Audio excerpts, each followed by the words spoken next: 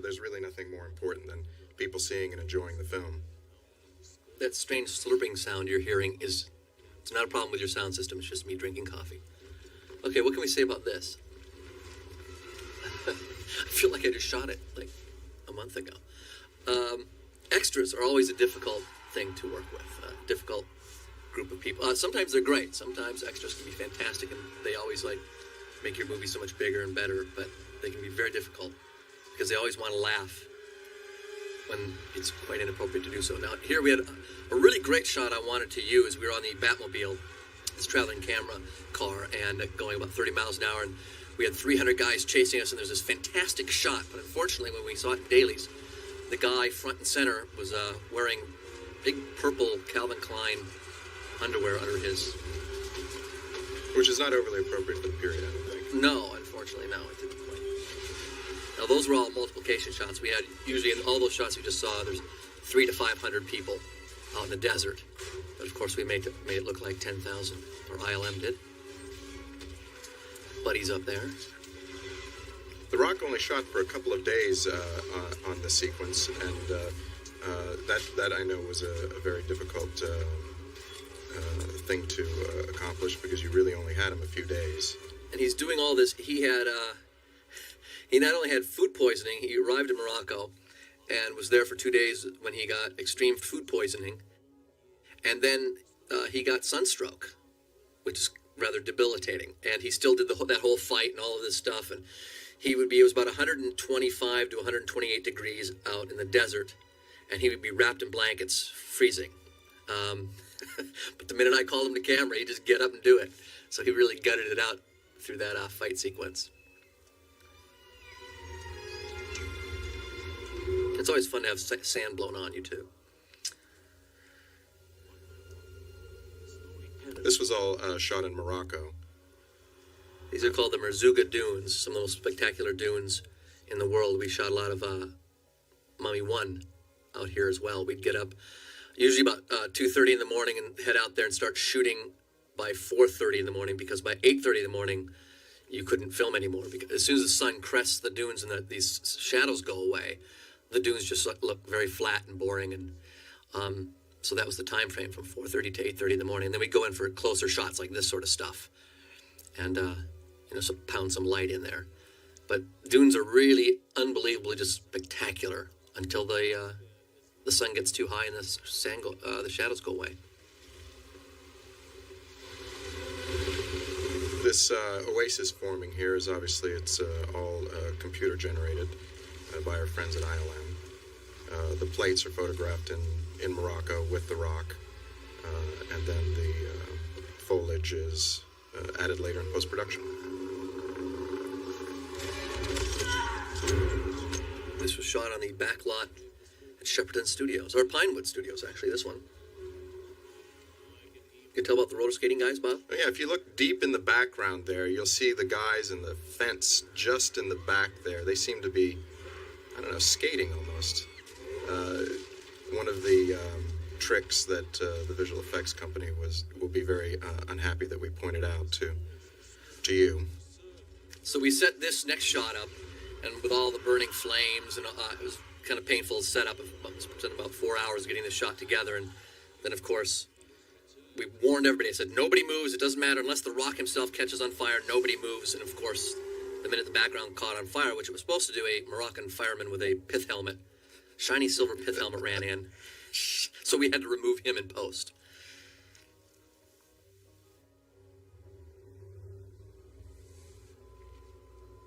This sequence here was photographed on a series of sets at Shepperton Studios in London, designed by Alan Cameron, who's worked with Steve on numerous pictures.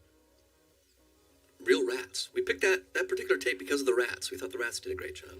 I love these couple of shots here because they're such, 30s, 40s serial looking, great. It's a great intro to our hero. That must be one hell of a spider, though. You gotta admit. We'll have to show him in the next movie. He could be a creature in the next movie.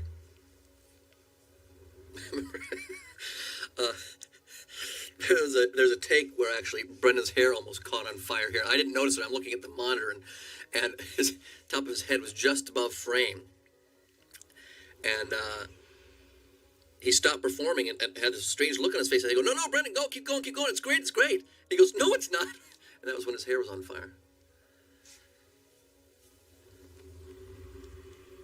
Now, if you notice coming up, there's this shot with where we introduced the little kid. It was very effective in the theaters. People tended to leap out of their seats. But why is he so high?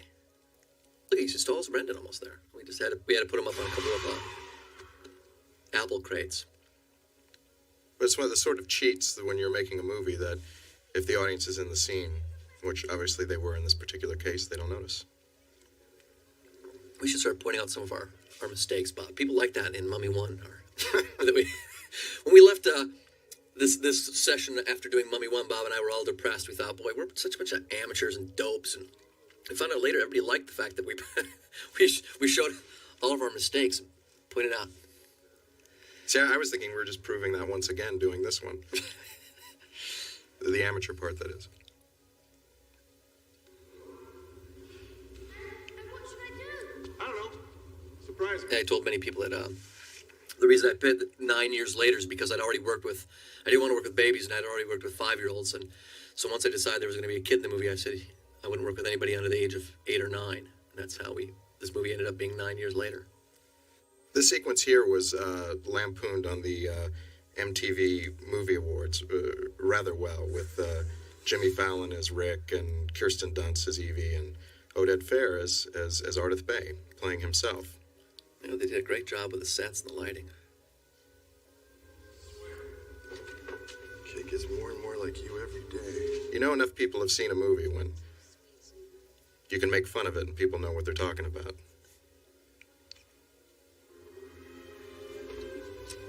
Hammer and chisel. And when they knocked down this door, this is the day I was on edge because we had 300 scorpions and 200 tarantulas, and it was just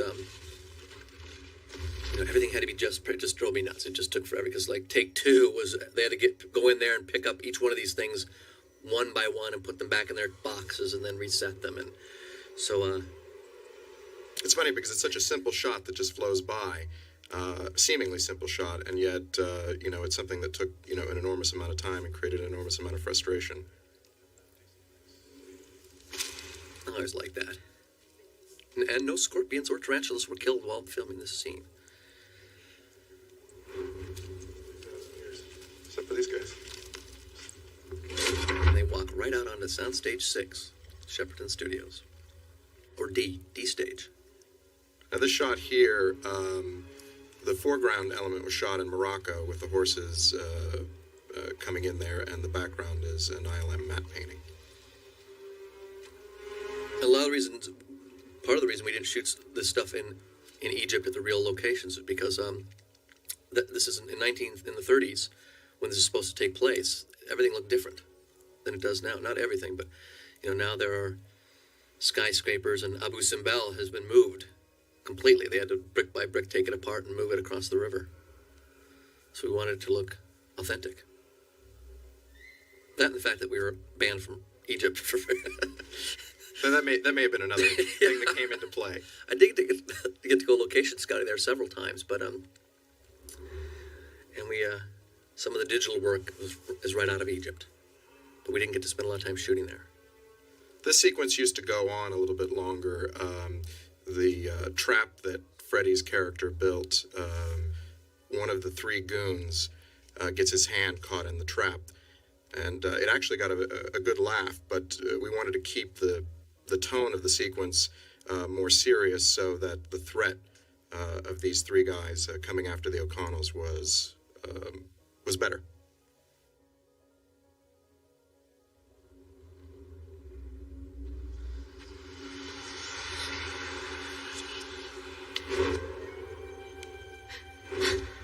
That's one of the cheapest effects there. We shot Rachel 1 week with this room looking 3,000 years old and pristine, and then 3 weeks later we shot it where they'd mucked it all up. And she just, as she swishes the torch, we do a quick dissolve. Cheap effect. but effective. Those two guys are brothers, by the way.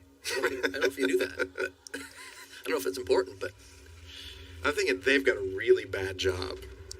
it's got to be boring. But have you seen those guys outside of Buckingham Palace? No, it's true, but we also, in another sequence that was cut from the film, we later meet those guys again and realize that they've decomposed and they turn into well, they're not exactly mummies, but they're decomposed corpses. So they really were in that room for all of eternity. But it just slowed things down, so we kept it going. Cut it out. I just had a vision. It was like my dream, but it was real. It was like I was actually here in One of the things that's really was easier in cutting this movie versus the last one was that we knew going in what the tone of the picture should be. In the first picture, in the first movie, Mummy 1, we were struggling a little bit, trying to figure out exactly what the balance between comedy and horror and adventure should be. And with the knowledge of the first film, we went into this film with a much better idea of what that should be. So it made actually cutting the film from a tone standpoint much easier. It was pretty much A to B. Bob just kind of put things together. Yeah, it was really easy. What was really nice, just working with all the actors, they also got the tone, they understood. And it's like before I started this movie, I thought, well, if I could go back and change anything on the first one, I wouldn't because it made so much money. But I thought, if I'm going to do the sequel, I would like to make it a little more scary, a little less broad. And so that's sort of what we went after. And surprisingly enough, I think we did that. But it also gets as many good laughs as the first one, if not more. I tell you, this scorpions and tarantulas they must leap up on that guy's shoes.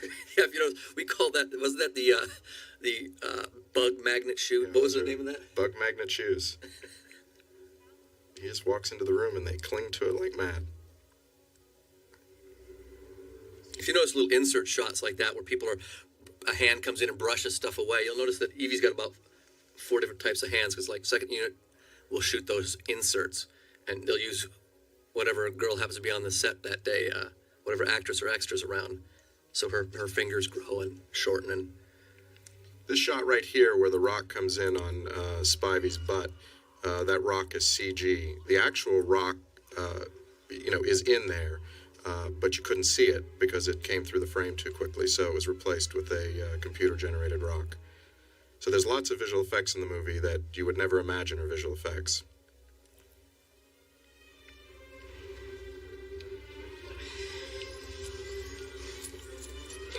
But I always wanted to tighten this little bit here, but you had to show where Brendan found the key, and he gives it to Rachel, and worked out. A lot of cobwebs. I like cobwebs. I think they kind of, they're adventure movie stuff, but I don't know. I've never seen a place with that many cobwebs, except in movies. Don't tell anybody, but I may have kept that prop for myself.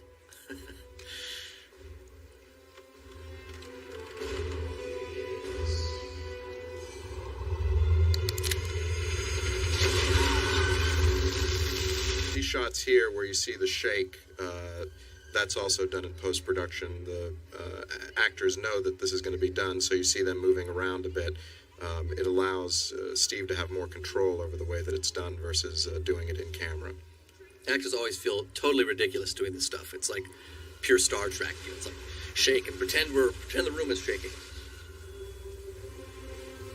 The shot where Red just ran by and the water burst through, that's also a visual effect. He's not in the same scene when it's photographed. He's not there at the same time that the water bursting through is photographed. Now this the sequence coming up where Freddy knocks down all the pillars. It was a wink and a nod to the Mummy 1 where Evie ends up knocking down all the, in a 360-degree shot, all the bookshelves. And on Mummy 1, we knocked down all those bookshelves, 360-degree shot on take 1. It was really spectacular and really jazzed us. Unfortunately, I think this is take 5. We'd come in, we'd set up, take us a whole morning to shoot it, and then the first time we shot it, there was so much dust and smoke you couldn't see anything. So we go away and shoot something else that afternoon. The next morning, come in again for take 2. And take 2, one of the third pillar like stopped dead and it didn't function. So we go away and shoot again something, and that went on for 5 days. Coming back to the set, shooting it every morning, trying to get this shot, until finally they all went. And the great thing was Steve didn't mind at all. He was happy to go back there day after day after day. You know, his whole attitude about it was great. I actually did Freddie's hair myself there. The last second, quickly mussed it up. The actors did not like shooting this scene. They were really good. Brendan and Rachel are complete troopers. Really terrific to work with, always. But I don't know. I've done this several times now. Trying to put actors underwater with a set that's closing in on them. Even though there's lots of safety, there's like, you know, scuba divers on either side of them. There's something sort of terrifying about being in a small environment that's closing in on you. And, you know, they're only 5 or 6 feet away from safety, but the water's dark. They can't see where they are. It's churning. Something about that. Now, right here, this next shot, they're on skateboards. We jerk them across the floor. You can kind of see, if you look under there, the skateboards.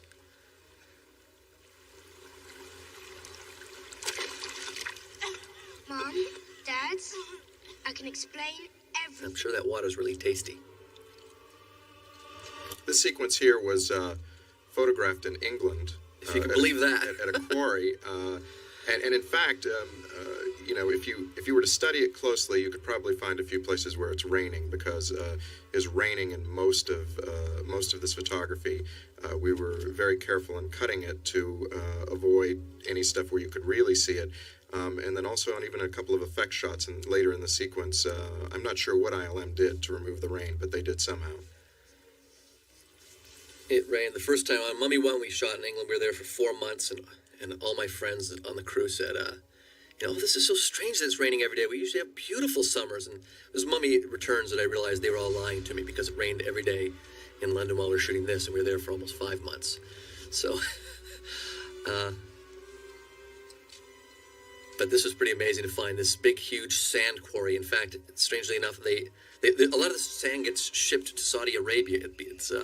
It's super fine sand that they use for something or other. I don't think it's important. But anyway, this whole sequence was shot about 20 miles outside of London. Maybe we should make something up, you know, as to what the sand's used for. You know what, we'll go back and I'll come up with something.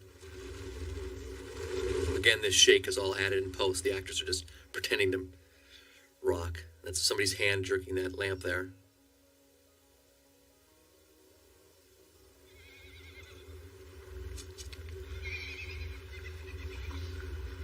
Now, coming up, my second unit director shot a couple of, not these shots, but the overhead shots. There's an overhead shot. And, like, see, I have everybody's backing away. And then my second unit director shot this, and he decided that they all should be coming towards the sand. And Greg and I, we've been together for 15 years since film school. And I don't know, we keep arguing about this. If that was me, I would back away from this thing. But he decided that, no, that his extras would be curious and we would be heading towards it. So, I don't know, what do you think? Would you run away or head towards? Well, no matter what, I'm sure that Greg is really happy that you brought that up.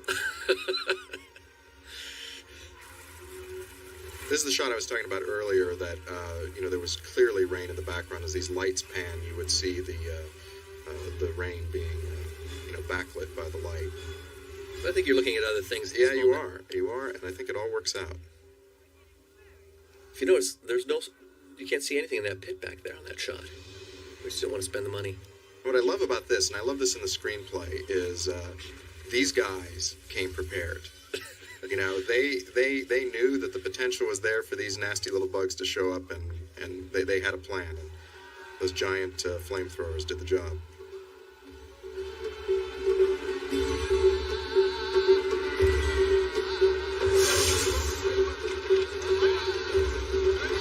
I just love this whole set. It's really something about it was really fun. Even, you know, it's the filmmaking of it, and it's the fact that we weren't out in the middle of Egypt shooting it. Even though, you know, we shot this movie in Jordan, Egypt, Morocco, and England, we were all over the place. It's still fun to like know that you're shooting this big spectacular sequence. It appears like it's in Egypt, but it's right outside of London. Movie magic. If you go back a few shots, you'll see when the curator comes in there, he pushes by a guy on the right, and that guy is Ardith Bey. It's not something that many people probably would have noticed, but it is an interesting little detail. These two guys are really real fun to work with. And Alan.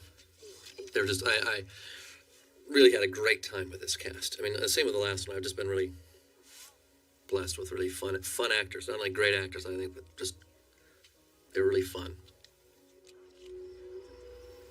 I did not want your past history to cloud the issue. Alan Armstrong here, he's been in so many movies, and he's such a chameleon. You never really recognize him, but I mean, I just saw him in the last couple of weeks. I've seen him. He's in the Patriot Game, and he's in Braveheart, and it's just terrific actor. And London is where we must go. There's Ardith. I love this next shot. This is a totally synthetic painting by ILM. Very, very beautiful shot. This is how I thought London should look. Yeah, it's really hilarious. Roger Ebert, in his review of the movie, he was going on and on about this shot being for the geographically impaired or something along those lines. And it's like, we were in London for 6 months. I think we have a pretty good idea of where St. Paul's is versus Tower Bridge versus Big Ben. And we thought it would be a great idea to combine them all in the same shot. But I don't think he agreed. But, it's fun. It's, I mean, if I was designing London, I'd have put them all so you could see them all at the same time.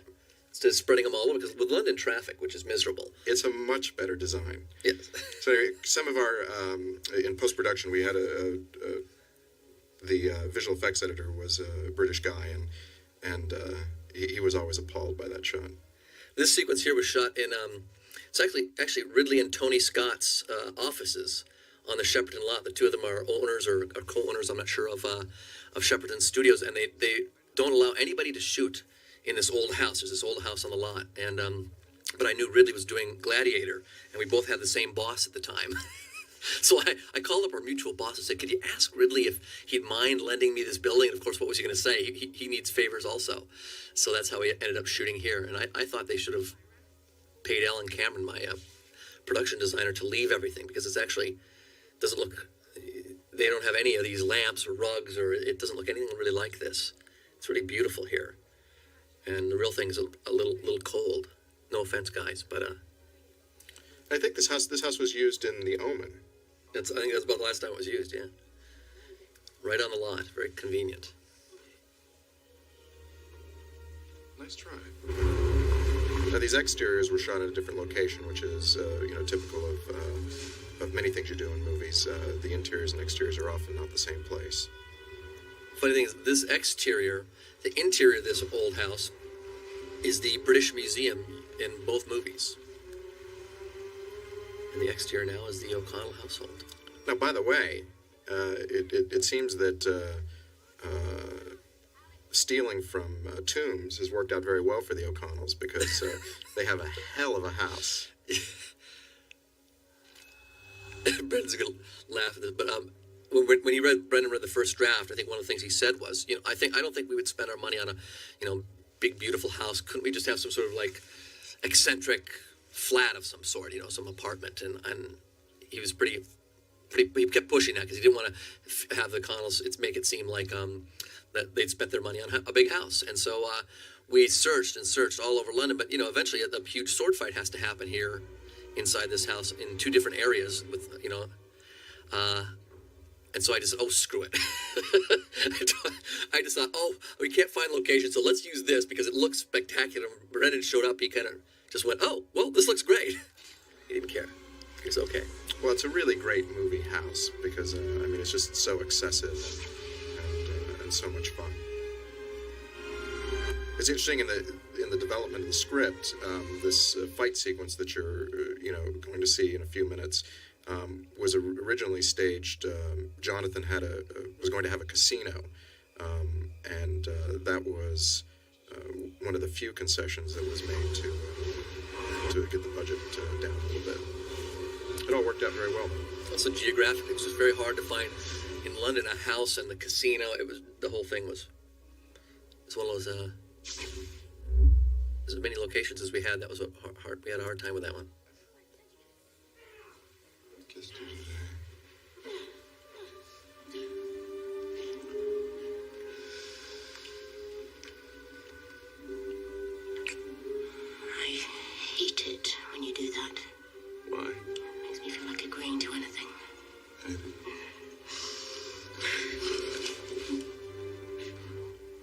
next insert was shot several times because no one ever knew what those were. And finally we had Evie in post over the shot say, what did she say, knickers? Yeah, I think those knickers are not mine. Knickers are not mine, so people would know what the heck. Hey, what's interesting, too, is then Brendan immediately leaps to Jonathan, and I'm wondering what he's thinking there. I mean, is Jonathan suddenly wearing women's underwear? Is that what he means? We straightened it all up momentarily. Oh, yeah. Evie ad-libbed that, and that kind of worked out nice. Stole the scepter. Oh, you're so brave. And Rich. Did I mention Rich? What do you think I'm doing here? Oh, sorry, we must be in the wrong house. I thought you This was said... John Hannah's first day of filming. It was real fun to get back together with him. No. If you work for Johnny, I was going to pay him back on Tuesday. I don't know any. I don't know any Johnny. Don't ask me why, but Bob laughed every time he heard that line. It's screamingly funny. You're looking here for the bracelet. I see. Well, I have no idea what you're talking This is also a set at Shepperton Studios. You got the wrong man. Ah, that bracelet. Yes, of course. Now I remember. I lost it in a card game. For your sake. I think Alan and John Hannah are really terrific in this scene. You know, Alan playing it so straight, and Jonathan. If you notice out Going for that the window, laughs. it's just a painting in the background inside a set. We thought it'd be, we poured rain back there and fogged up the windows a little bit so we didn't have to worry about exteriors. It does look a little bit like the O'Connells have some sort of industry going out in the backyard, though. Like, I don't know what they painted out there, but it didn't seem to. It's actually a real snake, which when she throws it does become a rubber one. Didn't want to hurt the snake. I told you. And your point is? My point is, I told you so you wouldn't kill me. When do we make that arrangement? And then this little insert here coming up is a mechanical Yeah, snake. these are mechanical right here. Hello? Jonathan, I thought I said no more wild parties. Well, when you're popular. Alex, I'm serious. If you've lost that key, you're grounded. I haven't lost it. It's funny. See that little handkerchief hanging out of his pocket? That, for some reason, that became a big deal throughout the rest of the movie. Sylvie, who's also been with me since film school, my script supervisor, she saw that handkerchief hanging there, and she's very persnickety about that sort of thing. So for the rest of the movie, you'll notice a handkerchief hanging out of Alex's pocket, Freddie's pocket. Please follow the handkerchief continuity. Now that's convenient. You always want to have a rack of swords in your living room because, man, if somebody like that comes in, you got yourself covered. Addie was terrific. He was a fun guy. Again, I know I sound like I'm blowing smoke, but I don't have to work with any of these actors again, so it's like not like I have to please it. Although I'd work with all of them again in a hot second. Notice that guy. There's one of those extras there who's got this huge. You see that over the right? See that guy? Doesn't he look ridiculous? It's like I kept saying, I didn't want Caucasian Arab stunt guys in London. That's what I kept getting. So we had to cover some guys up with beards. Really great looking beards, I might add. Oh God. So what you try to do is you try to keep, when you have a little problem like that, you just try to keep things moving. And hopefully you won't... But we had a terrific stunt team. This whole movie is very multinational. I think the stuntmen came from, I know they came from Morocco, Jordan, Egypt, Czechoslovakia, England, France, and of course the cast is from everywhere. So My co-editor, Kelly Matsumoto, cut all of this fight sequence here and did a fantastic job. There's a ton of footage, and fight cutting is always very complicated. She really kept things moving here very well. For a Medai. If you go back there, there's a good bent rubber sword there. Always amusing to... I try to cut around. Yeah. Also, when Freddy gets thrown across the room there, he suddenly becomes giant for a shot. See, that was his double. Yeah. If you go back, you look at that sword under the old sword under the armpit stab. It's funny though, with the sound effect, it's really effective. The actors here rehearsed, but on the day, Hattie nailed Odette several times. I thought at one time he broke his nose, but these actors really had to put up with a lot. No, they don't do all their own stunts, but in a movie like this, you get thrown around and beaten, punched, and kicked and knocked and thrown off of horses and camels. There's no two ways around it.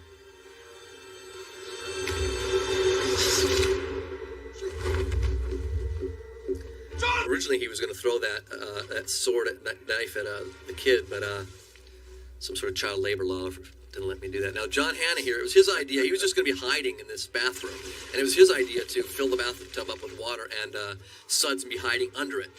And so when he destroyed his knee on that series of shots trying to get out of the bathtub, because it took us about 5 takes, and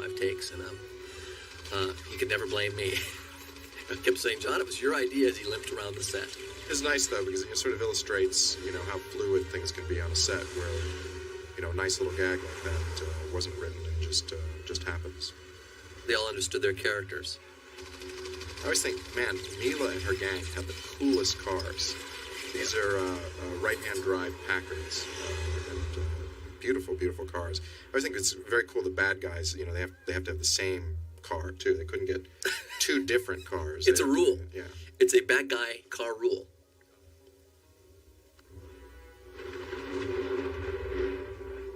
Those guys, where are they taking my wife? My friend. A lot of lightning in this sequence too. Yeah, if you notice throughout the whole movie, it doesn't matter where we are, I can get lightning into it. If you notice that insert of that photograph there, Alan was just like busting up laughing. I mean, he's pointing. What's he pointing? He kept saying, "What am I pointing at?" And it's like it's a ridiculous insert, but it really works. Bad guys are here. Evie's been kidnapped. Let me guess. Oh, this shot always drove me nuts. If you notice the previous shot, they'd go running off, and then we cut to this shot, and they stop. And I'm thinking, well, aren't they in a real hurry? Why do they stop? Well, they stop because Arthur Bay has to give us a lot of exposition right here. It's just one of those filmmaking things. You have to stop the movie every once in a while a little bit and tell the audience some things. But he was totally game, so. Giza, and whoosh, straight across the desert to Karnak. By putting this on, you have started a chain reaction. Strange things about the child labor laws. They're very different over in England than they are here, and they allow you to shoot all night. With Freddie, we had to shoot all night, but only every other night. Which is kind of insane because, by 3 or 4 in the morning, the poor kid's fried, and then the next night he doesn't get to turn around. He doesn't shoot again because he has to have the day off. It'd be better over here. You can only shoot with a kid that age until I think it's midnight, and then and so many nights in a row, which is much more convenient as opposed to every other night where the kid is never getting over the problems. This sequence here is the interiors are shot on a sound stage, and there's a roller in the background that creates that feeling that they're passing lights and such on the city street. This is we actually shot this outside of London City College because the real British Museum is having a makeover.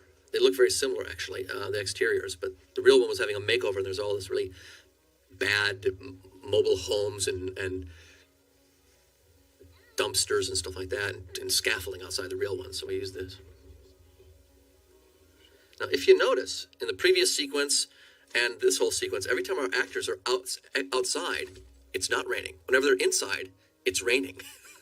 And that's mainly because I didn't want to take the time to have to redo everybody's hair and makeup between takes. So when they're inside the house, it's pouring rain. As soon as they come outside, it stops raining. When they're in the car, it's pouring rain. When they get outside, it stops. And it just saved us a lot of hair and makeup time. The sacred mark. Well, that. No, I got slapped on me when I was in an orphanage in Cairo. That mark means you're a protector of man, a warrior for God, a magi. Sorry. It's funny, in the first movie, Ardith Bay as a character is very, cool and mysterious, and in this movie, he's just a chatterbox. I mean, every opportunity, blah, blah, blah, this is what's going to happen next. He's Mr. Exposition. You can't have your lead guy giving exposition. It's just a rule. And so Odette, I said, well, it's up to you, Odette. And he was totally game. He knew it. And it was real fun. This set right here, if you'll notice some of the tiling in the background. They shot most of the whole climax of Roger Rabbit on this. This is an old BBC warehouse, actually. And it was really spectacular. It's this huge empty warehouse, and we kind of filled it up with some Egyptian memorabilia and played around with it. It was really a fun set to work on. It's a really big set. And we got to blow it up and have a machine gun battle, so there's nothing, The only thing that was missing is racing cars, but we'll have that in the next sequence.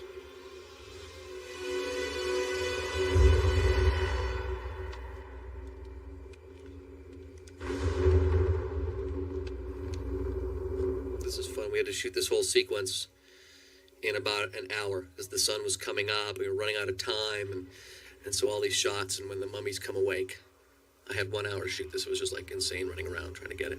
What's funny is you have this gigantic movie that obviously a lot of money was spent on, and yet you still constantly run into things where you don't have enough time or you don't have enough money. I'll wait till we get to the Tower Bridge sequence. I'll tell you about shooting that.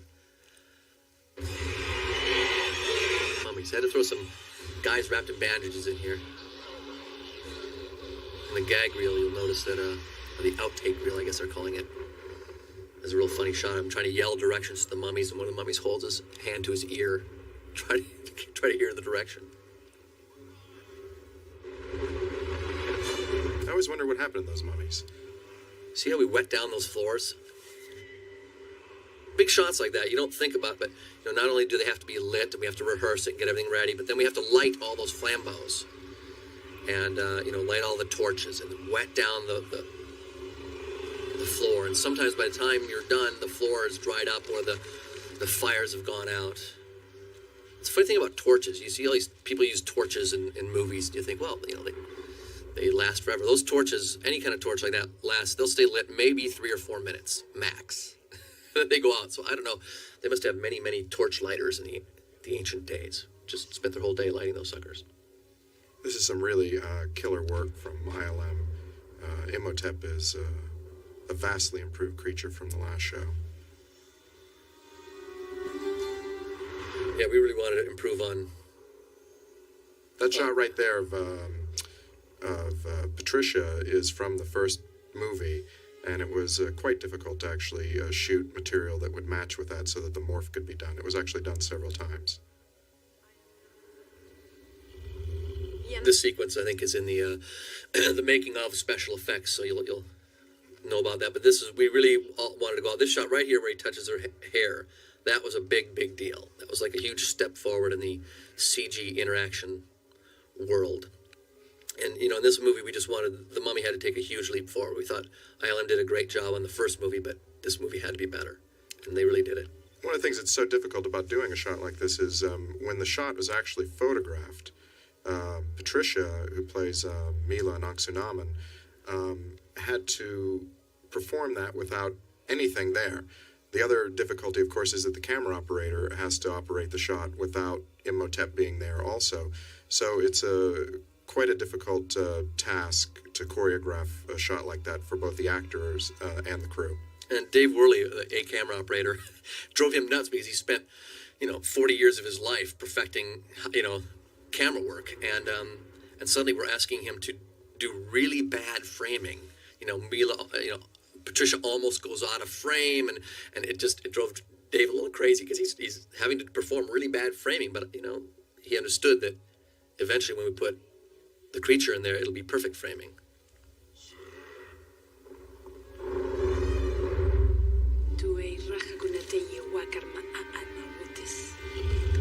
Patricia was exceptionally good in working without her co-star next to her. This stuff is a lot harder than it might seem. I asked Alan Armstrong, we were shooting these sequences, and I asked him if it was difficult to perform against nothing. And he said, Stephen, many times in my career, I've performed against nothing. He wasn't talking about special effects shots. We'll have to go through his filmography and see what he's talking about.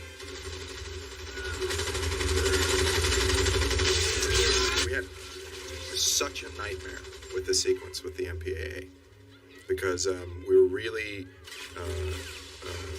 they were really sensitive to the gunfire in the sequence, and the sequence was actually significantly longer at one time. It wasn't blood. There's no blood in the sequence, and really you don't see. There's not much death. It's just the gunfire about it. So we try to be understanding.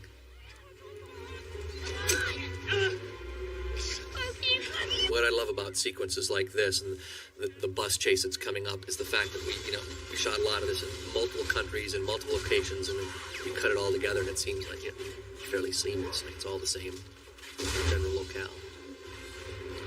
A lot of the gunfire, the actual muzzle flashes that you see in here, have been added back in post-production. The way that the camera shutter synchronizes with the gunfire when it's being photographed means that often those flashes disappear, even though they're actually there if you're watching it on the set. So a lot of that stuff you see there has been added back in. If you notice those two guys who just got blown up by the flame, if you go back and freeze frame through it, you'll notice, hey, they're wearing big-headed plastic masks. It's always hard to ask stuntmen to run naked through flames. They'd rather put on these big masks for some reason.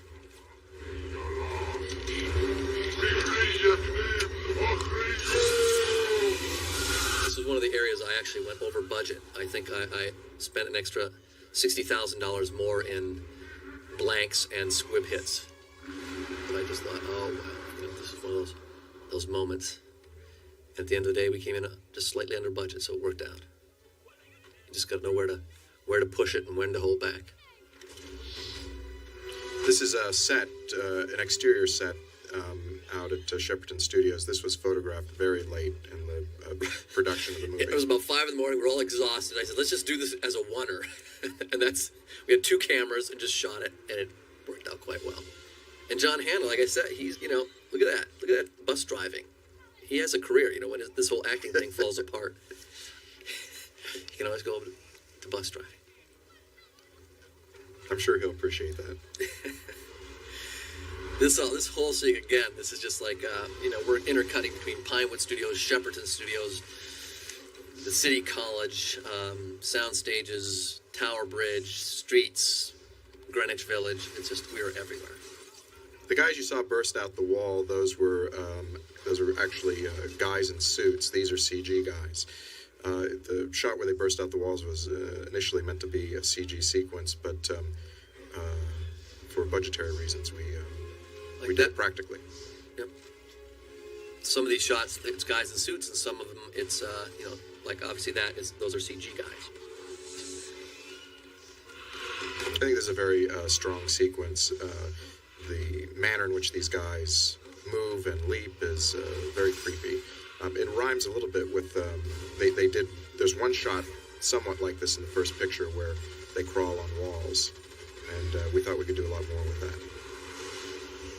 Originally, when I started writing this movie, I thought, oh, well, the soldier mummies, people love them so much at the end of Mummy 1, I'll bring them back, throughout, they'll be the main bad guys throughout Mummy Returns. But I thought, no, I've already done them once, so let's just have them in this sequence. And I think it worked out very well.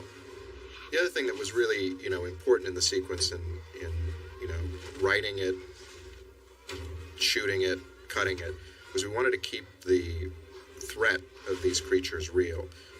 We wanted to have them threaten and do damage to our characters, which obviously they do in the sequence.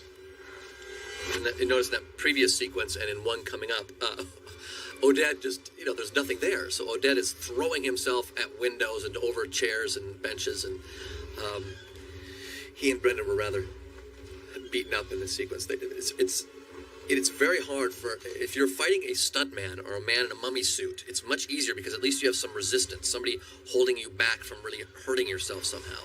But when there's nobody there and you're throwing a punch and there's nothing to connect with, or you're throwing yourself back over a chair and there's no one to catch you, it's it's much harder on the actors when there's nothing there than when there's a stunt man in a mummy suit. Brendan is particularly good at that in this sequence. He's a terrific physical actor, and he really sells the fight. Obviously, we're cutting, all over the place. Again, these are on soundstage. These are soundstage shots. These that you're looking at right now. All these in here. And then we'll jump outside to a city street, and that works. Now, this sequence coming up, go Evie. This sequence coming up with Brendan, I just basically told Brendan the setup that he's being strangled by a mummy, and we roll camera, and I said action, and this is Brendan just playing around. This is just him. There's nothing there. He's just... That's a particularly great invention. That's all Brendan.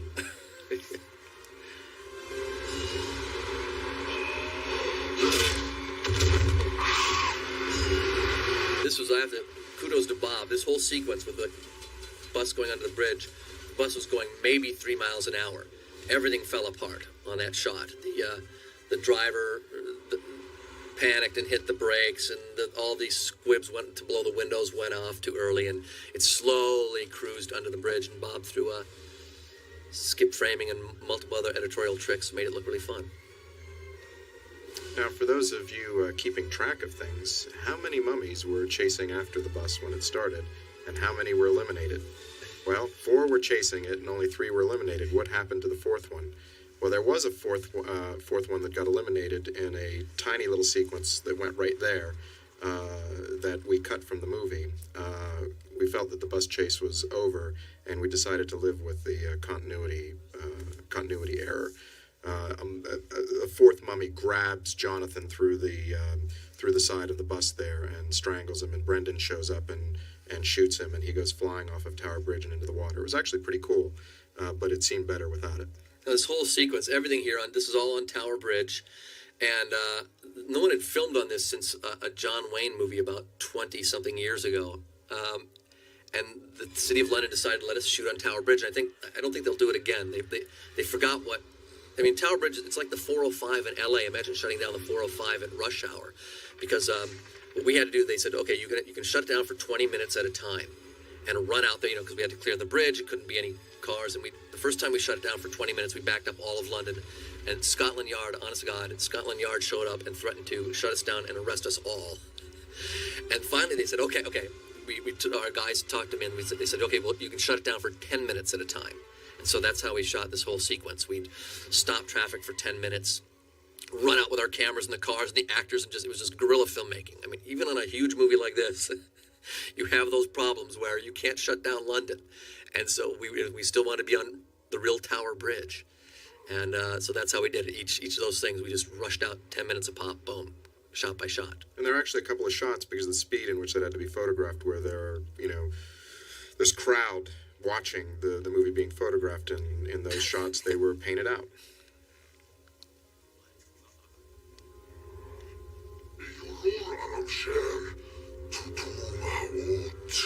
Again, I love Patricia's eye. Watch her eyes, her focus. I mean, there's nothing there, and she has to really keep her eye line straight.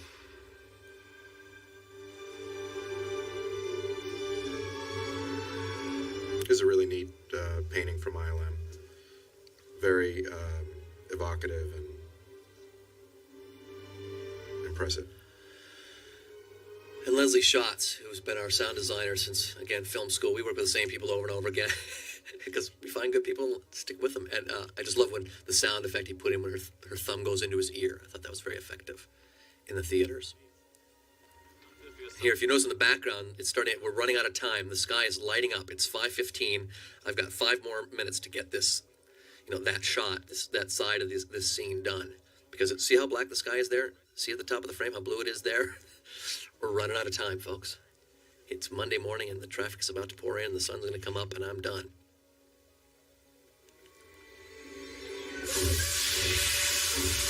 Now this stuff was shot in Jordan. And this train is actually the train that they used in Lawrence of Arabia.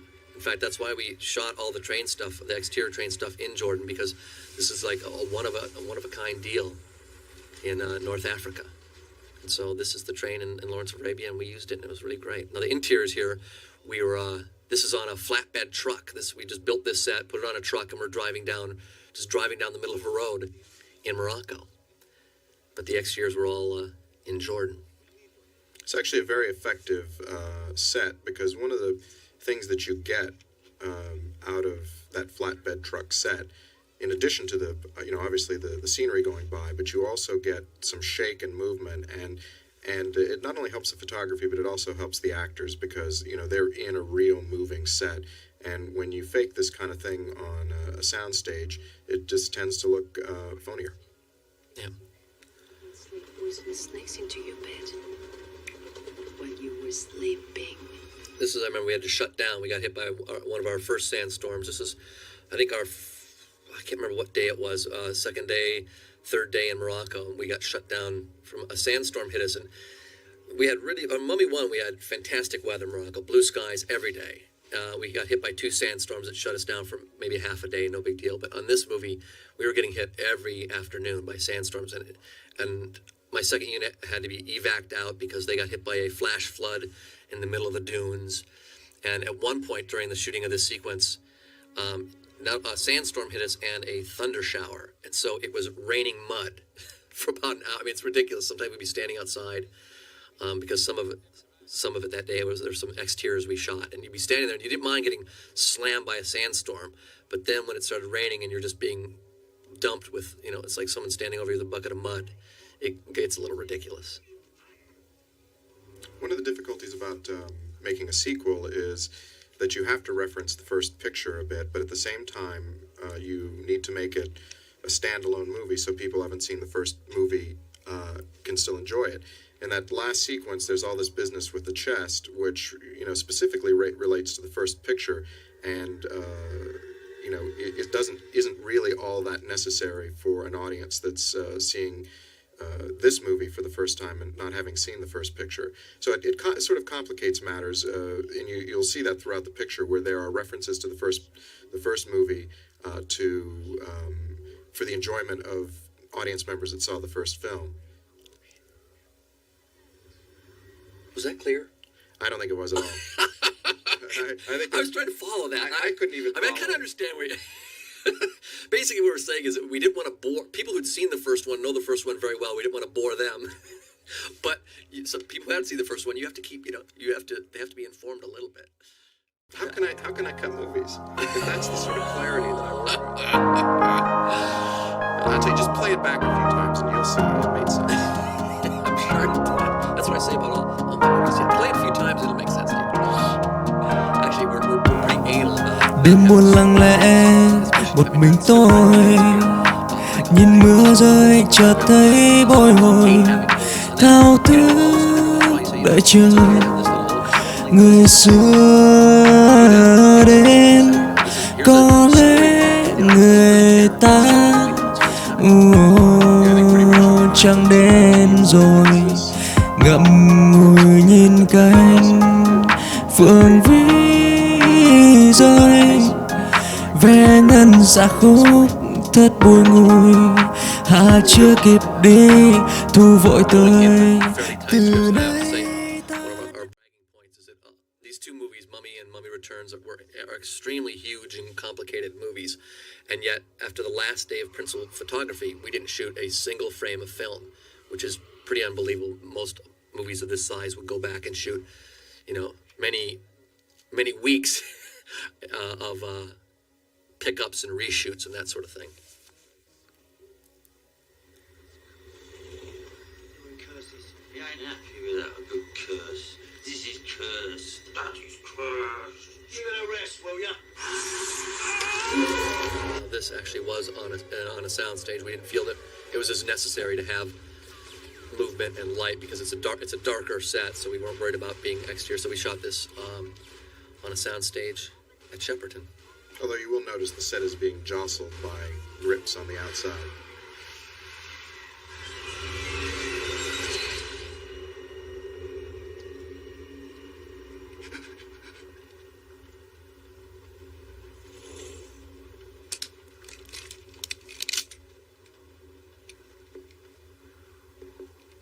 how Jacques' hand shakes there.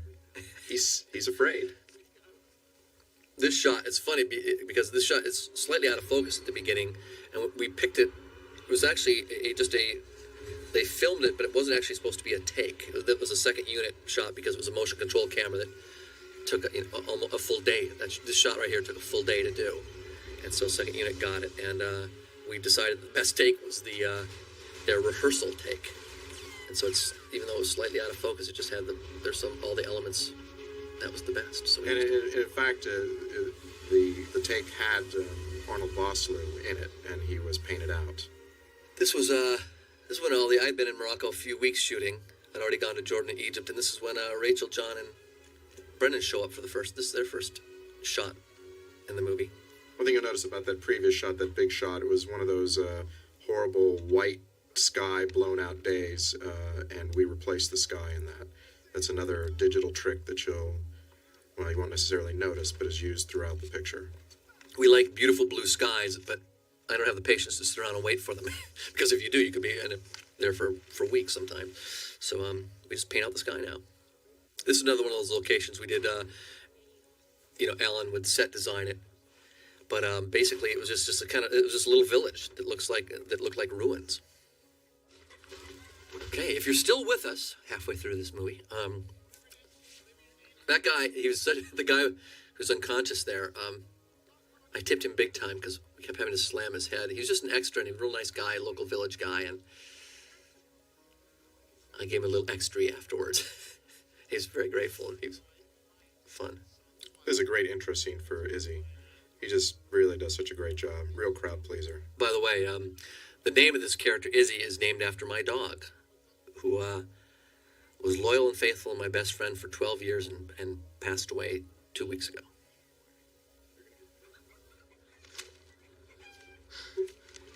Oh, Connell, he looks around here, any? Huh? What do I need? Okay, now here's a very important cameo note. That guy in the tub there that Evie just looked at, listen to the track. That is director Steve Summers. That's my humming. I saw that toilet sitting there, and I said, I got to put somebody in there. They got to be reading a paper. Got to be humming. Just... So, not exactly as showy as Hitchcock, but, pretty good. Just thought it made me look more dashing. It was my idea to give Izzy the character of Izzy a silver tooth, but Sean Parks gave him 4. Decided to add a few. He was definitely on board. He got the character. The character in the movie. If 1 is good and 2 is over the top, go with 4. That's what I do. What is that sign? Isn't that some sort of live long and prosper sign that Brendan gives Odette? I never knew what that meant. See how hard that bird is actually flying. He's not only is he on a string, which we had to remove, but this is where we were getting hit. If you notice this side, the winds, we were just about to get hit by a sandstorm. When we shot this side, it was early in the morning, and the wind wasn't as bad. This was really hard. See the sandstorm kicking up there in the background? Now it's gone. Every shot we would see here, it's coming behind the camera now. See the actors out there getting blown. The sandstorms would come in, and we would literally we all threw on our goggles and face masks, and everybody ducked their head, and we would sit there, and it would be a complete brownout for 5 minutes, 10 minutes. You couldn't see 6 inches in front of your face, and then it would go away, and we'd wait a half hour for the dust to settle, and we'd start shooting. Now that's a completely synthetic blimp. There's nothing there. We added that. See that rudder in the background? That's fake. That rudder, fake. We added that in post. It was going to be too expensive and too complicated of a rig to actually have even the boat, much less the entire blimp, down in Morocco out in the desert. So we just added that in post. This stuff was photographed the last day of first unit photography in Morocco, and it was a horrible, horrible day. All the skies you see here are replaced. The bird was terrific. Here's a little story for you. We had a falcon trainer who came down to Morocco and started training with Odette with that falcon. And after about 2 weeks in Morocco, he decided he didn't want to be there anymore and he just flipped out and left the country. And so Odette ended up kind of, with the help of some other people, training it himself.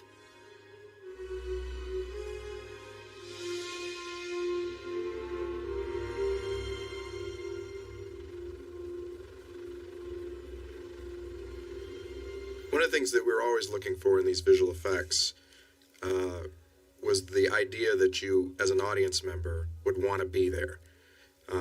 These shots could be accomplished and made to be more realistic, which would have been less beautiful.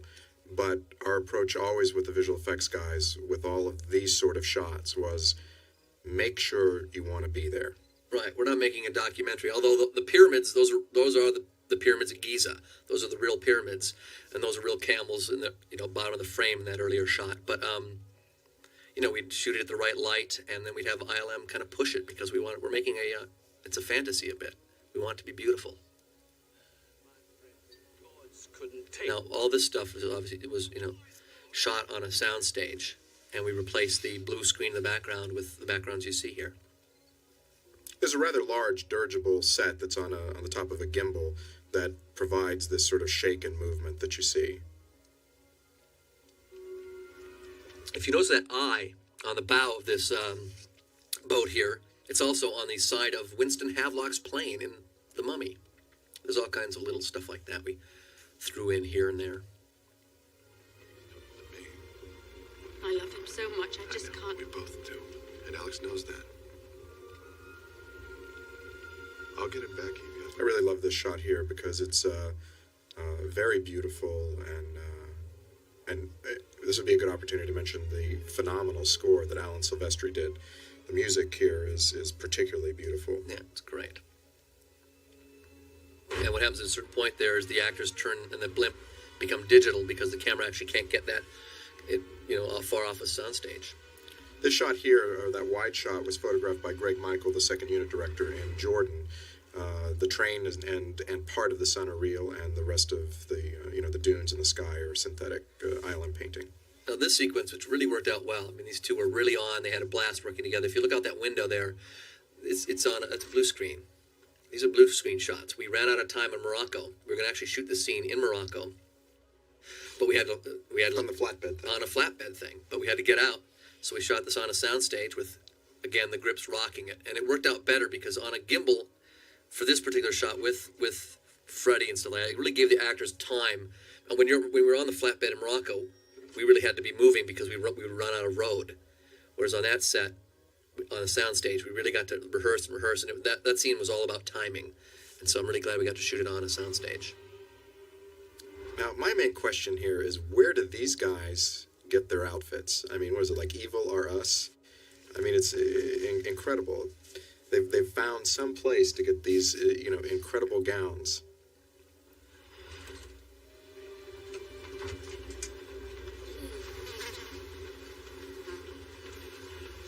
Those are my handprints, actually. I don't really want to know about that.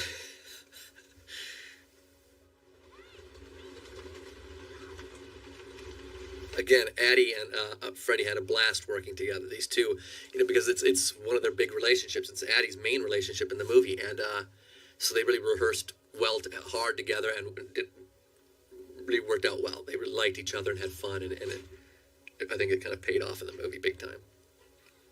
Yeah, they have a great relationship that just continues to grow to the end of the film. Now I have to flush the toilets.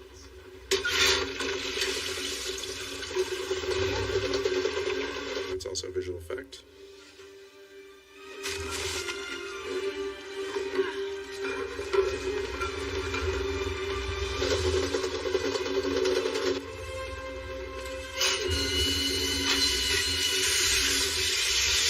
The train is real, but the sparks are not. And neither is anything in the background there. This is just a train out in the middle of the desert. Once again in Jordan. Yes, in Jordan. And again, because when you're writing the script, you need the train to pull up in front of Karnak. And unfortunately, Karnak is now in the middle of a city, and the train does not pull up, and there's no train tracks near it. This sequence actually covers every single location that was photographed in the movie. To get through the sequence, some of it was photographed in Jordan, some of it in Morocco, some of it on a soundstage in England, and some of it in the backlot in England.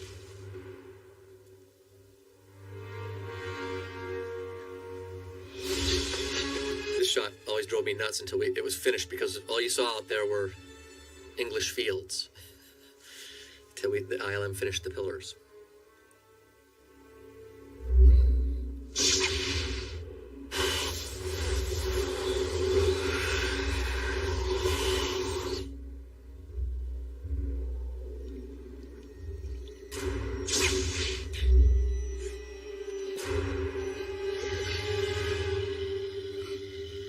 It's funny because I always see this shot, and you can't really see the wires, but I always feel the wires lifting the kid up. So it's not one of my favorites.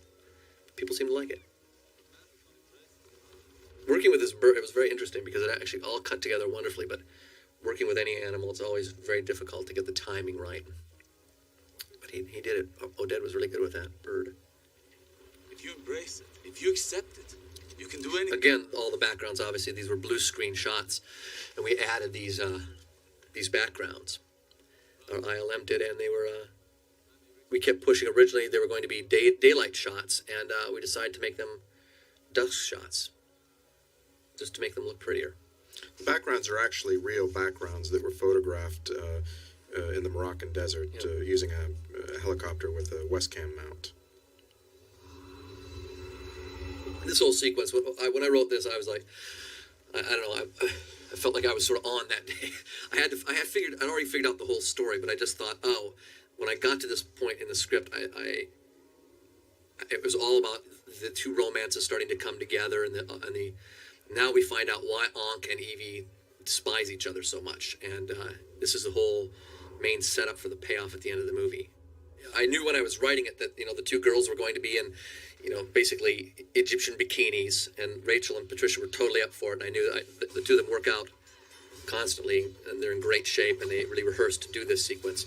But I also knew we were going to need some stunt people as well, and I thought it was going to be very different. Where am I going to find two stunt girls who are going to have the bodies like that Patricia and Rachel have? And it worked out. We got some gymnasts from France and England, some stunt girl, Nikki, and they just did a fantastic job. And this is, I'd say 3/4 of it is actually Rachel and Patricia, if not more, fighting. And then some of the specialty shots, our terrific female stunt team came in and pulled off. Everyone involved really kicked ass. I mean, the stunt women and also our actresses, everybody really worked very hard on the sequence. My co-editor Kelly cut the sequence also, and did an incredible job. It's almost identical to the way it was when it was first cut. Yeah, this is really, And I know there's some guys out there who are going to slowly, frame by frame, through some of that. There is nothing to see. We've covered up everything. I know you'll be looking for something, but no. Sorry, guys. Again, when I was talking to Alan Silvestri about this, I just kept saying, I really want it operatic. I don't know, I just knew I wanted it big, and it should just felt like a big opera. And it's old-fashioned sort of sequence always felt a little bit Cecil B. DeMille, Michael Curtiz-like, and Alan Silvestri came through with flying colors as he did on basically every cue. Yeah, the girls got really banged up, beat up. They'll never be hand models. Their hands were all chewed up by the end of the sequence because as careful as they were and as much as they rehearsed, they kind of got beat up.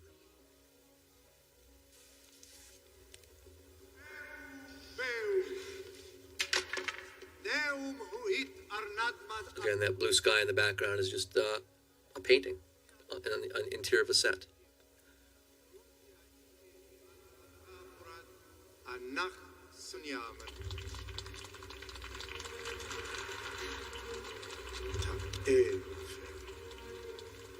This next shot coming up is pretty neat because it has in-camera speed changes, which you'll see come up here, and kind of puts us in their minds. It's very subjective, and if you listen to the soundtrack, you'll see that the sound design does the same thing.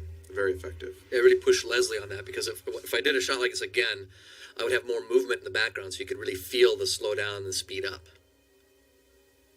To me, I think that shot could have even been more effective. But you live and you learn, and it worked. This next sequence coming up is very interesting because it employs some photography from the first picture. This is new photography. When Steve conceived of this sequence, he always wanted to use photography from the original movie so that it would rhyme with it exactly, and you'll see that it does.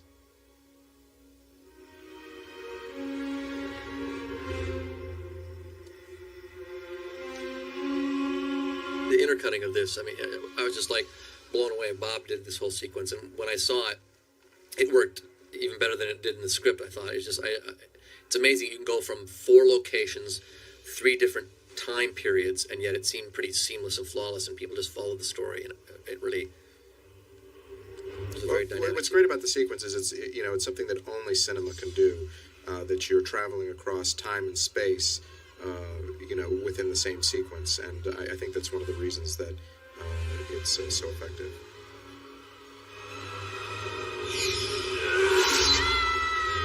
It's funny in the wide shots of Patricia in the first movie, to paint her body took like 12 to 14 hours. So in this, like there, the paint she's wearing, that took 12 to 14 hours, because that's all she's wearing is paint. But in the sequel, we just used the wide shots. We had her put on a body stocking because I didn't want to put her through 12 to 14 hours for a wide shot.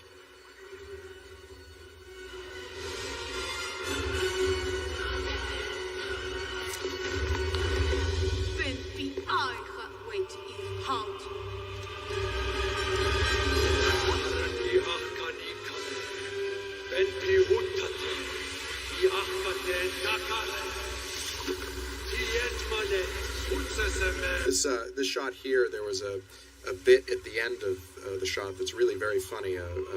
One of the red turban guys comes in eating beans, and in the back, just in the background, it's a total throwaway thing. And Imhotep raises his hand and throws him, 20 feet in the air, and he goes flying into the background. And it's extremely funny. But once again, that was another thing that was cut for tone to keep things a little bit more serious. Memories from my previous life. Honestly, I'm not losing my mind. It all makes perfect sense now. And that's the reason why we found the bracelet. Exactly. Here comes a little bit more Ardith Bay exposition. Go Oded.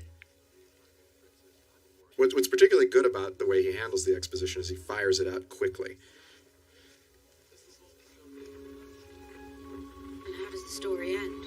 Only the journey is written, not the destination. Convenient. How else do you explain Evie's visions? That it is your son who will... Even though it is kind of mainly an expositional scene, I think it's, rather effective scene, and it's interesting how the lives of all these characters are intertwined.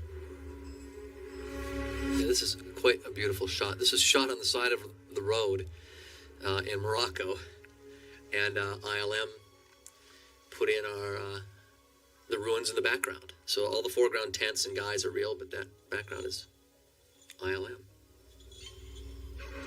Think about it. Hold on there, partner. When the time comes, I shall truly enjoy killing you. Again, it was always fun filming these two. They had a good time together. Little nice to me. Now where's my water? Like Addie's slow burn here. No ice.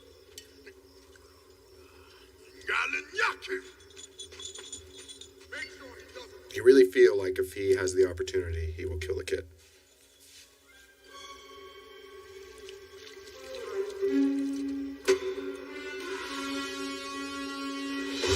Look at John Hannah in the blimp. See him walking? That's a CG John Hannah in the blimp. The only thing real in this shot are the two guys running. The train, the blimp, the temple, that's all computer generated.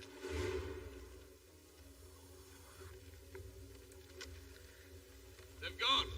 We've lost them. Again, this is another one of these sequences where it's intermixed. Some material photographed at Shepperton Studios, some at Jordan, with a real train.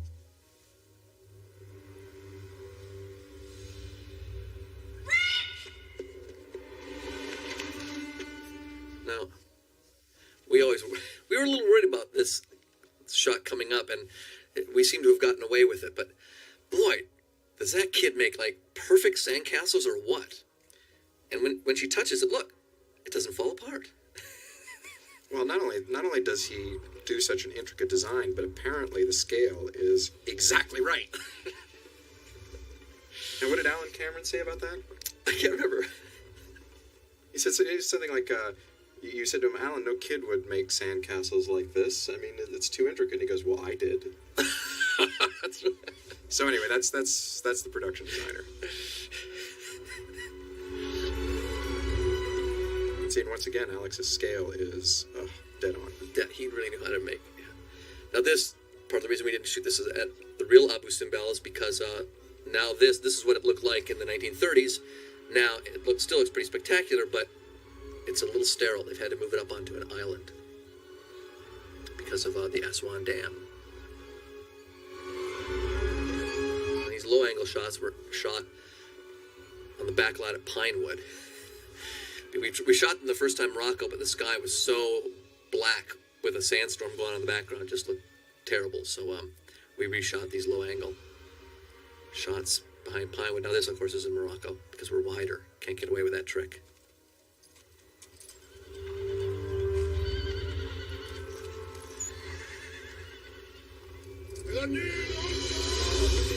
Again, Alan Silvestri's score kicks in. Really terrific stuff. This is a classic Steve Summers shot. The number of horsemen there is so outrageous. Ludicrous, some would say. In fact, there are exactly 10,000 horsemen there. The way that was done, there were 200 men in a group, and it was photographed 50 times. There's a thing up at ILM called the Stephen Summers scale. John Burton sent me, and on the far left, it's little panels on the far left. It says, you know, what the shot needs. And the second shot says what the computer can handle. And the third shot, it's like, oh my God, the computer's about to crash. And then way over to the right, it says what Steve wants. John often talked about any time Steve said that, oh, that's too much, there was much rejoicing at ILM because those instances were so rare and they saw it as some type of minor victory.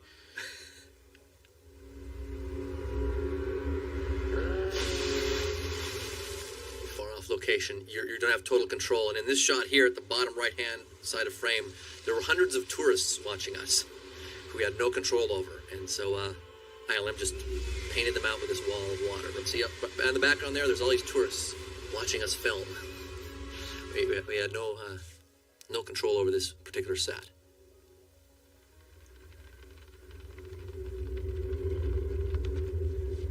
The sound effects in this sequence are particularly effective. Definitely worth a listen. Still listening to us. Yeah, exactly. The power of the water, a lot of detail. It goes from really quiet to really loud. It's a terrific sonic sequence.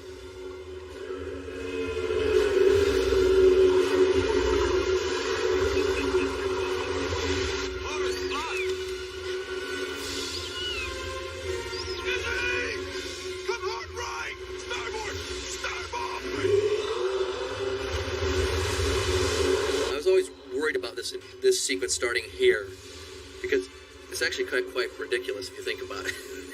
But you know, when I was writing it, even when I was shooting it, I thought, is this going to work? I mean, a blimp, you know. But as Bob always likes to say, in John Burton, it's Stephen Summers physics. Because I think realistically that blimp, the balloon would rip right off the boat. Well, and there is the minor safety issue of having a dirigible filled with flammable explosive gas and propelled by a rocket, firing rockets off underneath it. That probably doesn't make a lot of sense, but it's a mummy movie, Gene or Roger. Relax.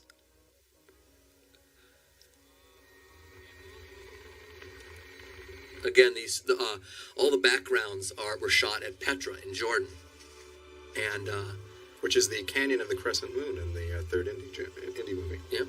And our actors were on blue screens on the soundstage.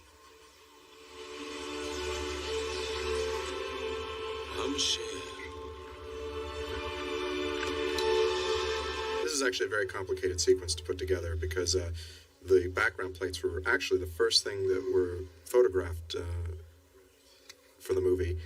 and getting all of that material to work with the first unit photography, which is all the blue screen material, was a big challenge for both Violin and everyone in editorial. But it all came together pretty well. It's really hard when you have two different pieces of film moving in separate directions to like match them up, so it looks real and not like some of the stuff you used to have to see in the 30s and 40s.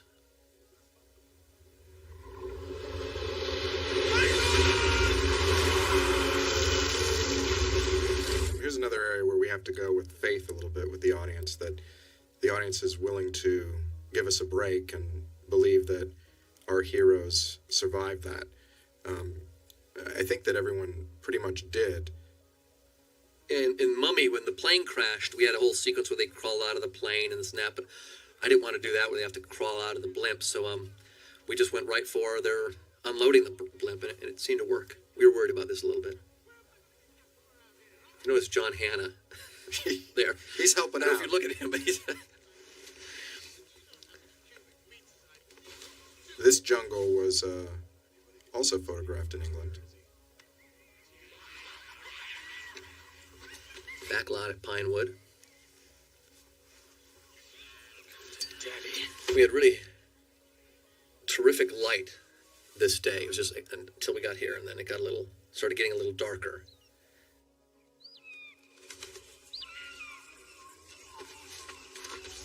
So, Rick, what's the plan? Let's find some higher ground.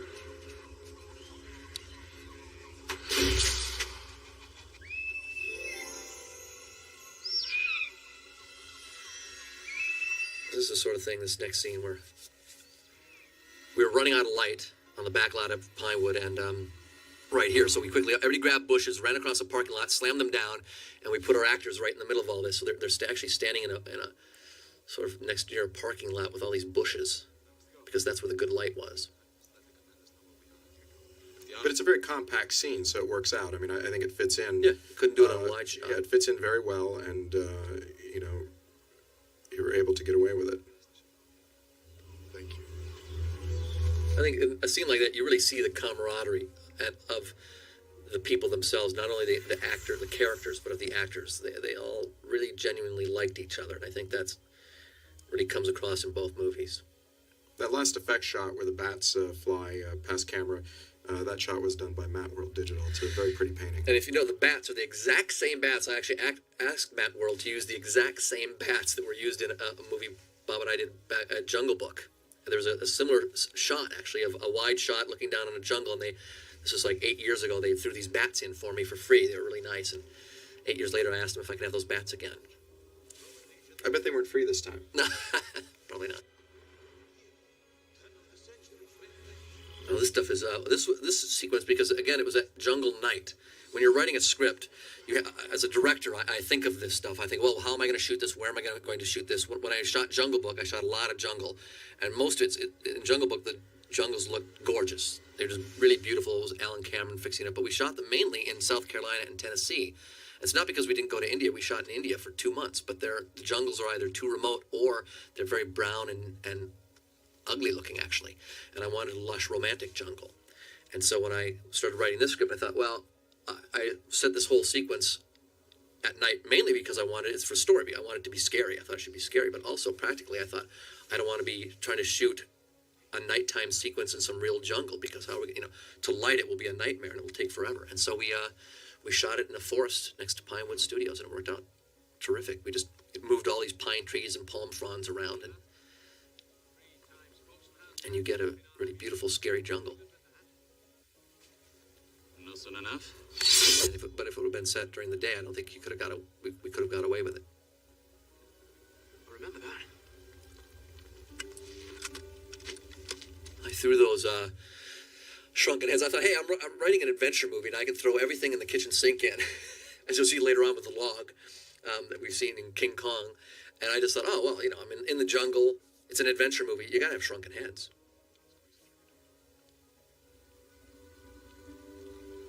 Again, this is a oneer. Just, we did a couple takes of this real quick, 2 shot, no cutting. It's just the actors that, Brendan and Rachel got along so well, and they just did such a terrific job. I think you can really feel it, that there's really good chemistry between them.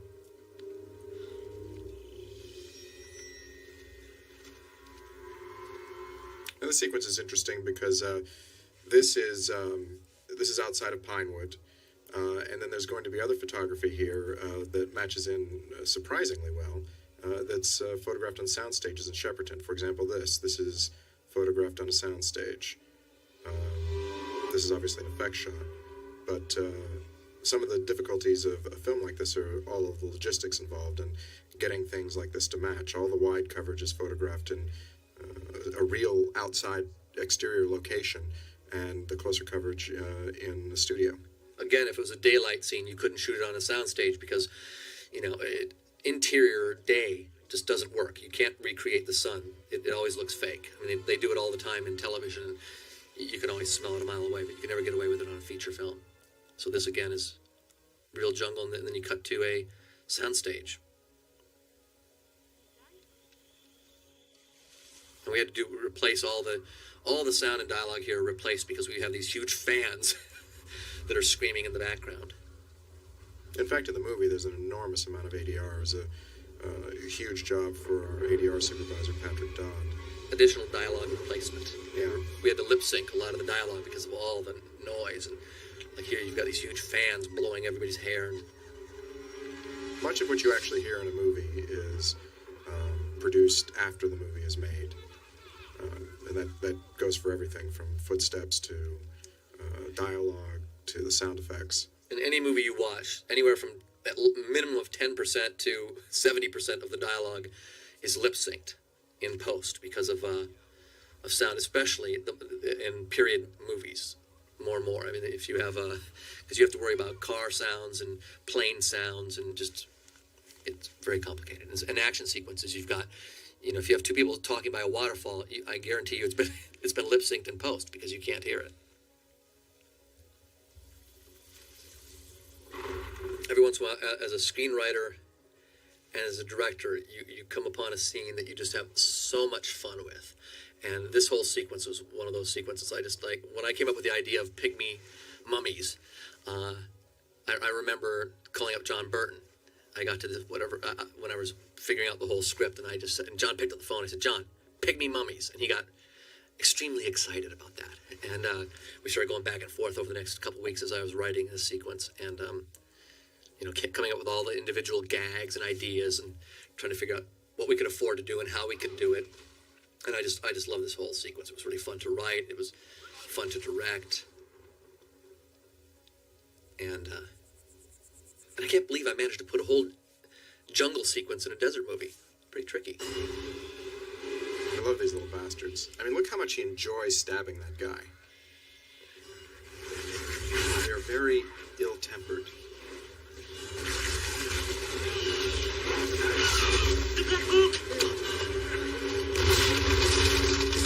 Again, wide shots at Black Park.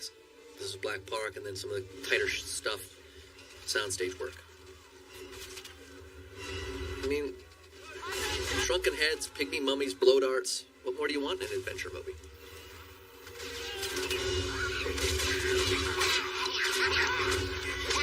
As originally scripted and originally imagined, this sequence had a fair number more gags and visual effects with the pygmies, and it was scaled back a little bit for budgetary reasons, but it worked out really well.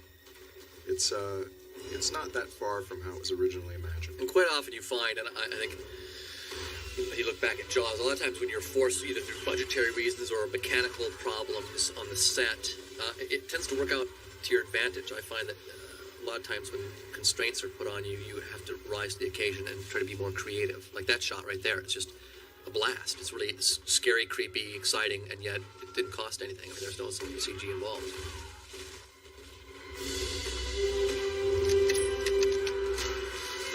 I think that's nice about the sequence is that everyone, all the major characters, are involved in it. And they all have story. It's all about it's story, story, story without any.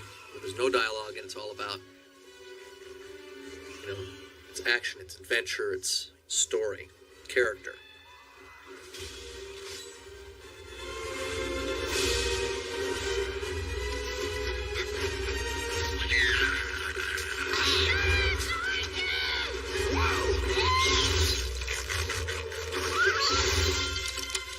Very cool work with the gun there. Good job, Brendan. really hard for this fight. Yeah. They did a lot of rehearsal. I think it was a very effective sequence. You really believe that they're two warriors fighting to the death. And quicksand. See, any trick. I did a quicksand scene in Jungle Book as well. I've watched pretty much every adventure movie ever made, and it's just things like quicksand that you fall in love with, or I do anyway. I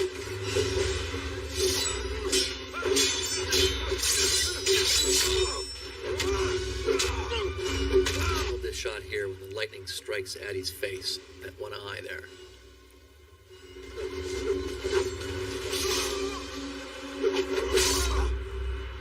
There was a line of dialogue here. Ardith Bay, when he looks at Loch Nye, says, "That was for Horace." We cut that. Horace was the bird. That's why we cut it, because a lot of people were saying, "Who's Horace?" That always got a great cheer. I just love that. Addie, don't blink. It's really hard falling with your eyes open and not blinking. It took a couple takes, but he did it.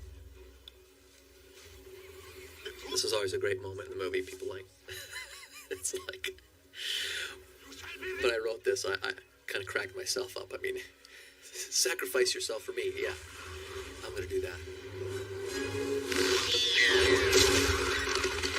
This sequence is recapped in this particular shot right here in the making of from ILM, so you can click over and see that. Hey, nice suit, Tex. What were those creepy little pygmy things? There's the local natives. Are you sure? Yeah, sure enough, there's nothing. Come on, Mom, come on. Come on, Dad. We have to get to the pyramid. I have to get the bracelet off now. Oh, leave it on, Alex. Looks good on you. No, you guys, you don't understand. He told me the bracelet will kill me if I don't get inside the pyramid before the sun hits it. Today. Oh, my God. Time to go! I thought you said it was nothing!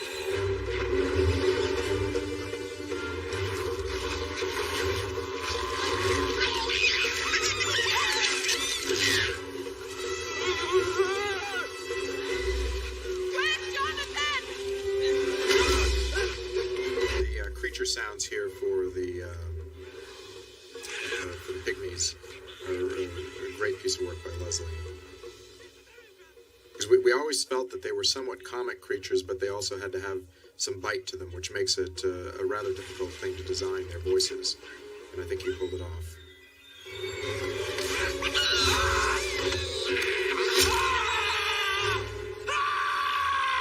We debated this a lot in here. You know, we had music in there. We took the music out. We went over and over it in the dub, and then we ended up sort of compromising a little bit. The music stays in and then ends at one point, and then comes back in.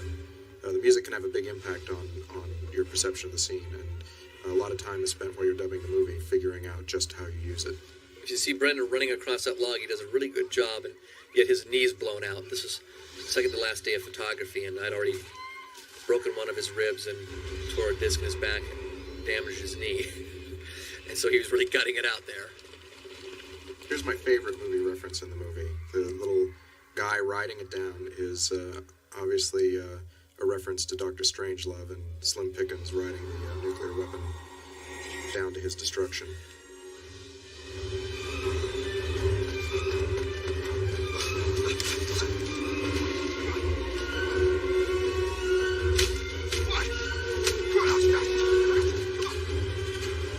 Again, Steve Summers' physics. But even John Burton up at ILM agreed with it because he said, this is what they do in every vampire movie. When the sun comes up, it doesn't hit the furthest point, it chases them. And so there you go. Brendan is out racing light. It's very impressive. But just in the nick of time, oh. I mean, what would movies be without the nick of time? Not as exciting, I think. No. But Roger Ebert probably wouldn't approve. Actually, I think he mentioned that also. Yeah, it's like, I think he thought we were making a documentary. Watch it again, Roger.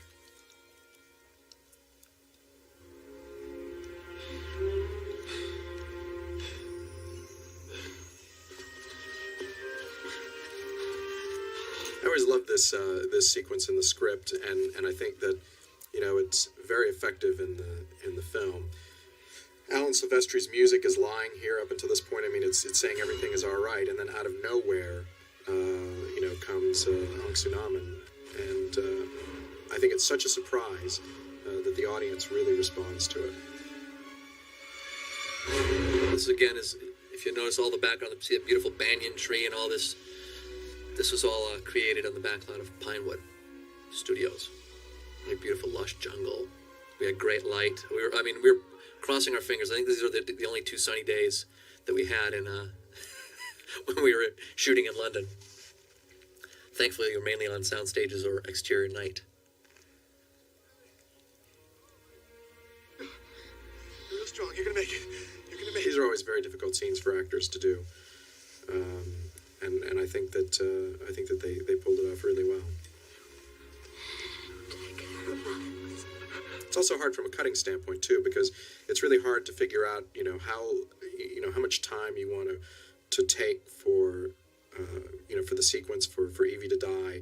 The sequence can be extended because the way these scenes are photographed is there's a certain amount of ad-libbing to it, and figuring out exactly what the right tone and length is somewhat challenging. Yeah, because it can go from being dramatic to melodramatic if you're not careful.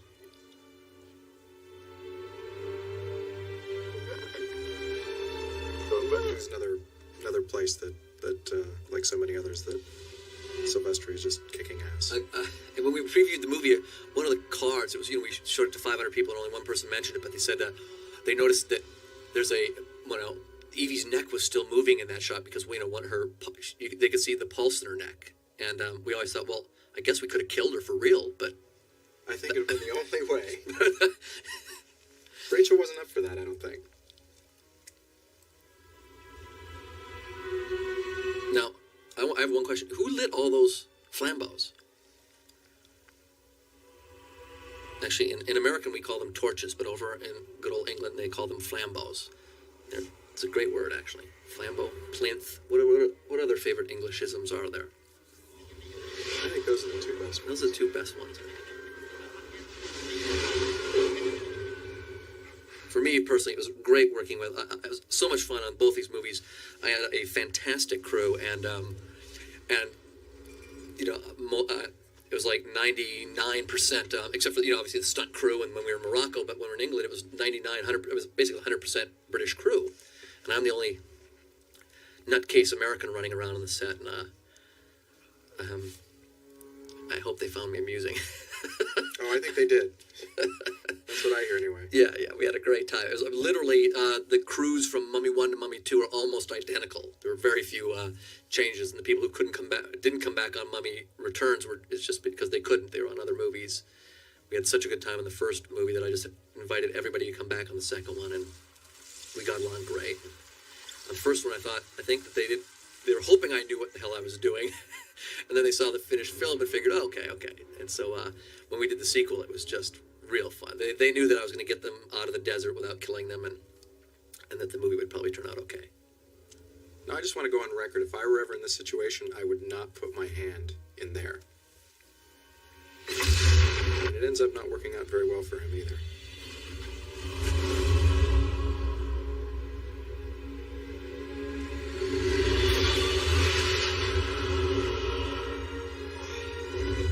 It's all special effects, shadow work, and stuff like that.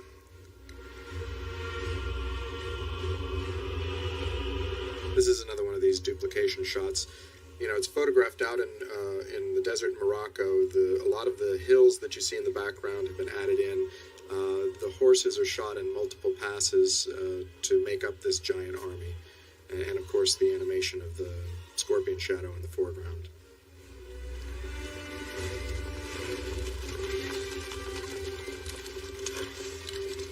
It's funny, as Oded will tell you, and Mummy 1, he wasn't a real good horse rider. And Oded will be the first to admit that. So for this movie, because he had to do so much more riding, he really trained. And so we were able to do so much more because the guy could really ride now.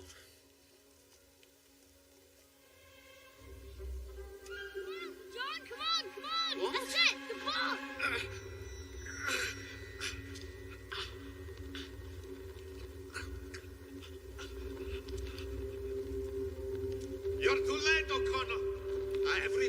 army of Anubis. Handy axe is always good. I mean, you know, swords in your living room, axes in your belfry.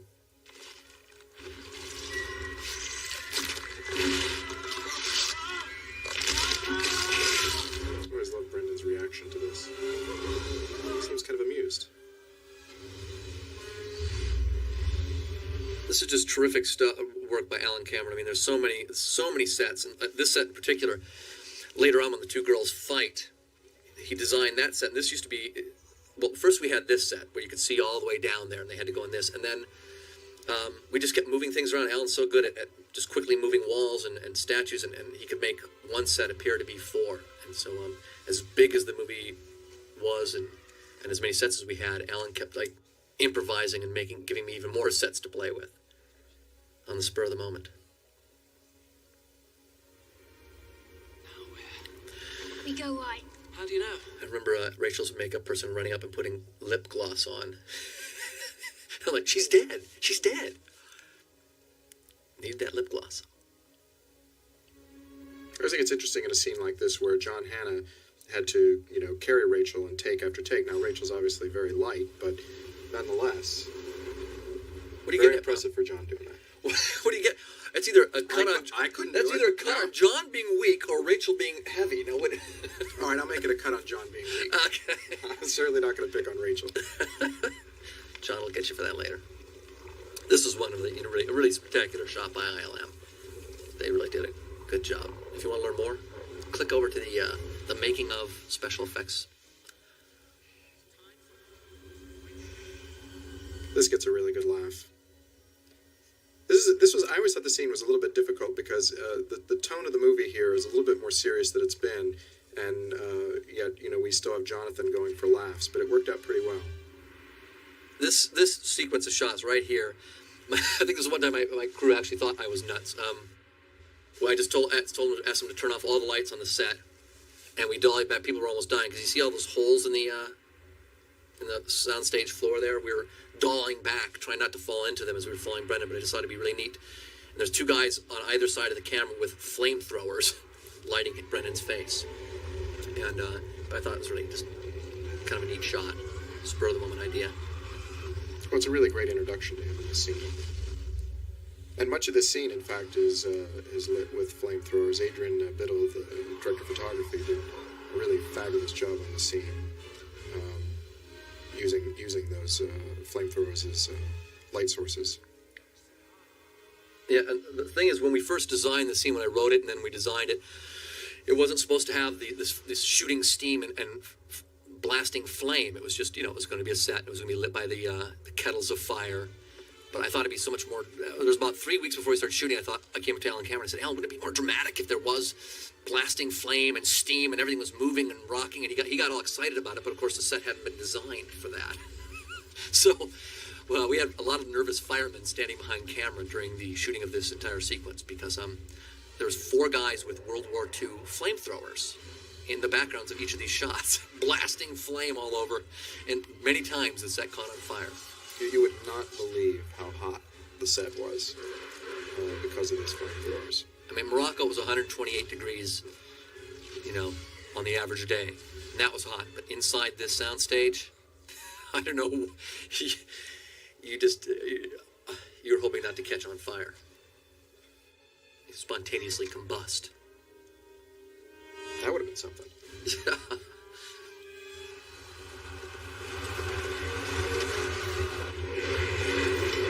Here you see how Oded has really learned how to ride the horse. He does a fantastic job in this sequence. And once again, when we get into the battle here, you know, he's fighting things, and all these men are fighting things that aren't really there, which makes it very, very difficult. In this wide shot that's coming up here, if you were to see the original plate, there's all these guys in blue suits that are standing there to represent the Anubis warriors. All of those guys had to be painted out when the CG warriors were put in.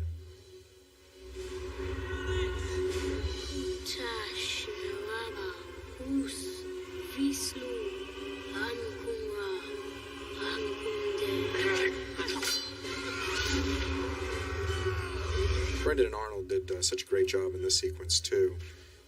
It's very, very physical, and even though there's not supposed to be any contact, of course there always is.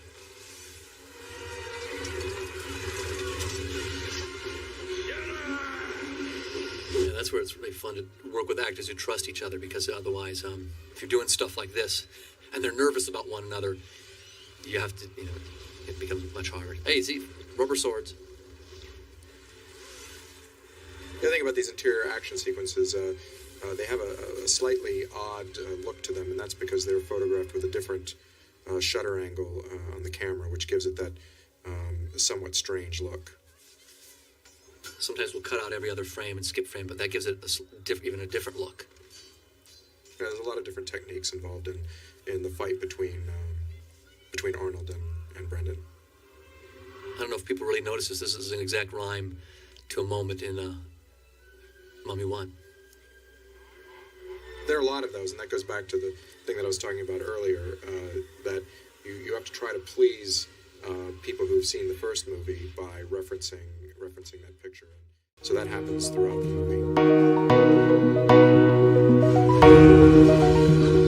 Again, the actors will pretend nothing's shaking on the set.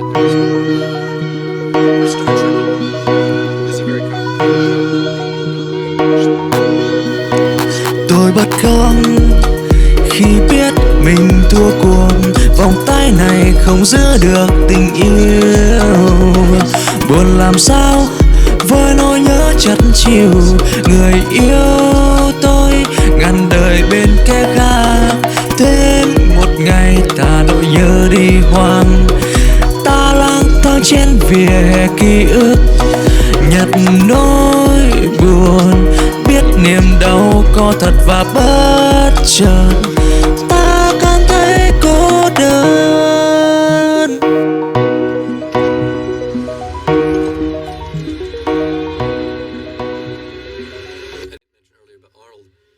Big bald guy banging that gong. That's a real I remember, if you remember, watch the opening of Gunga Din. That's how Rank used to open their movies. Big bald guy hitting a gong. There's like tons of movie references in this. If you know your old movies and even some of your newer ones, we go for it.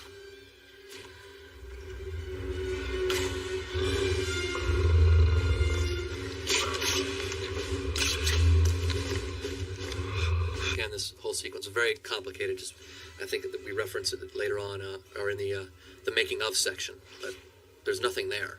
And for me as a filmmaker, there are sequences like this. Same with the entire climax of the first Mummy movie, where it's at the end of the day I can shot list and storyboard the hell out of it, which I always do. But it really comes down to myself. I have to remember everything. If I forget one thing, we can really screw ourselves, because we'll have to come back and reshoot, or it's like we spend many hours lighting one section of the set, and I have to make sure that you can't. Storyboards are great, but they're not everything. And no matter how much you storyboard and shot list, you just, in sequences like this, they're so intercut. There's so much going on. You better be on your toes, or you're going to get burned. And it really worked out. Both movies, we didn't need anything. The music in this sequence is particularly great. Just so primal. And the girls, that's Rach. There's no stunt gals going on here. They were going at each other, and they just really worked hard together and trusted each other.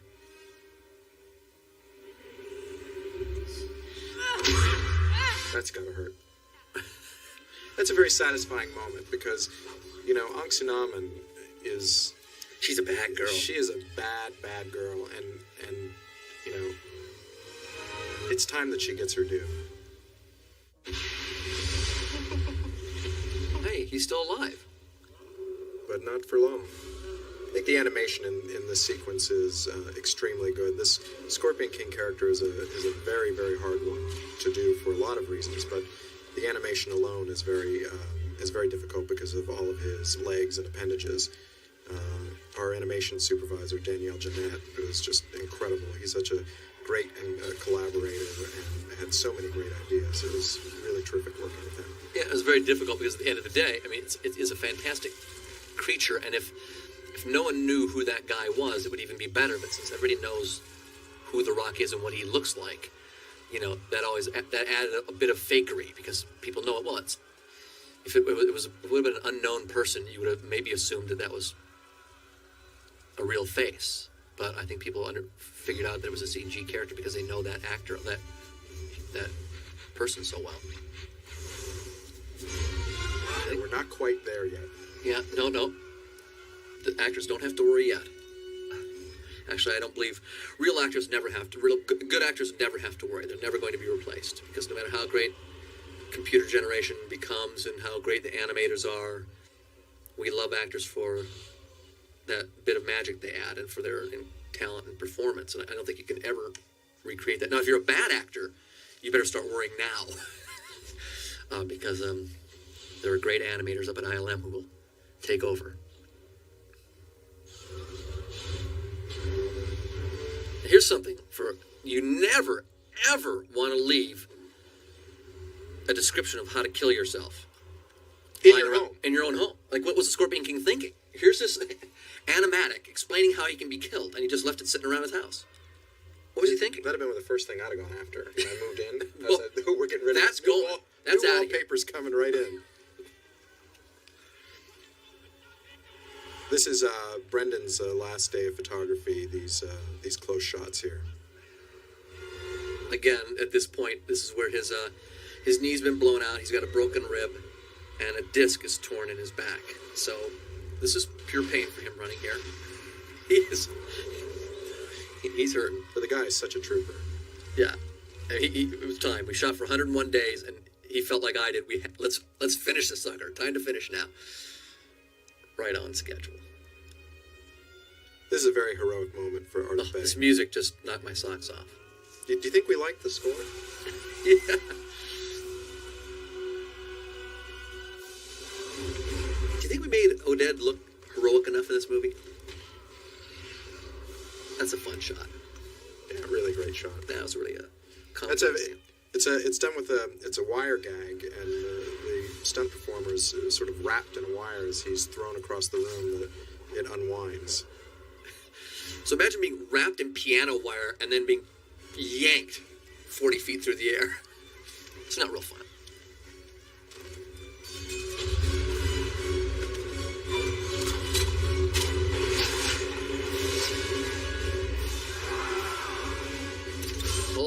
This entire third act of this movie was just not only hair-raising to shoot, very complex and difficult. I was going to say painful. It wasn't actually painful. It was just very difficult. But what was scary about it in post-production is that, you know, all the special effects didn't come in. They were all on schedule, but they didn't come in until the last, literally 6 weeks before the movie opened, a lot of it. And so we were really holding our breath and going on faith.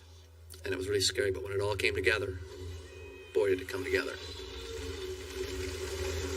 Well, one of the things that makes it particularly difficult to cut a sequence like this is nothing's there. Nothing is there, and figuring out the length of shots and the beats, and especially with all the intercutting. If you take the intercutting out of it, between Ardith and the guys inside, it actually is not as big a deal. But as soon as you add this into the mix, it becomes very difficult to put together because the creatures aren't there.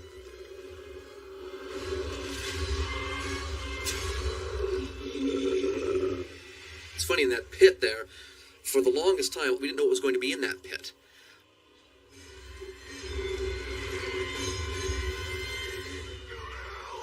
Take your friends with you. It wasn't until one of the last days of production we decided, hey, let's instead of having it like it was going to be some sort of version of the underworld or hell, volcanoes and burning and flame and stuff like that. And at the end, I thought, well, something should be actually pulling these two guys down into the pit. And so that's when I came up with this idea for these creatures. It's basically all people sent to hell, and now they're trying to drag our hero and Imhotep the mummy down with them. What was important about those creatures from a practical point is the beat at the end of the picture here is that Evie decides to go save Rick, and Anxanaman decides not to save Imhotep, and the point is that those characters needed help, And why did they need help? Well, they needed help because these demon creatures were yanking on their legs, and we're going to pull them off into infinity there. And you'd think you'd figure that out during the screenwriting process, but what happens in the script, it basically, the two of the guys had beaten the hell out of each other and gotten beaten up by the Scorpion King, and so when it blew up and they're hanging there, the idea was that they were so exhausted that they couldn't lift themselves up. But when you actually got there, it's read well in the script, but you needed this shot here when they're being jerked down. Because when I got there, I realized, well, Brennan and Arnold are big, strong guys, and no matter how bad they got beat up, I don't believe they'd have that much of a problem crawling up out of this hole. So something had to be dragging them down into it. There had to be a reason for this moment to happen. All these stalactites were done via CG by a company in London called CFC. And initially the sequence was envisioned to be done with practical effects, and it didn't turn out to be practical to do it that way.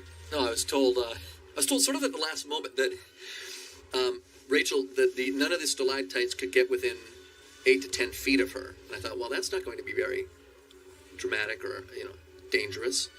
And so we decided to do it CG. We thought it would look better and be scarier. Down. So almost everything that you see in this sequence involving the stalactites and debris is computer generated or compositing. There are some small physical effects on the scene. I mean, on the set that were, debris and such were dropped through the frame, but not very much. This shot was always very funny all the way up until ILM finished it, because it was basically Arnold fell back into a black velvet mat and squirmed around. It was kind of like, looked like a soft porn sort of shot until ILM finished it off.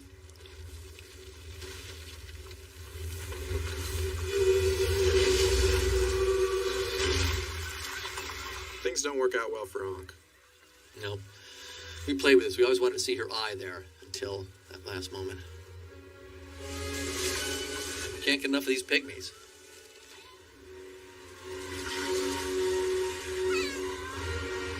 Well, and also, we needed at least one more climax. Yeah. You thought the movie's over? No. We've got 2 more climaxes to go. This sequence is also very scary. Literally, ILM finished this in the last several weeks. I'd say these last shots were finished 2 weeks before the movie hit theaters.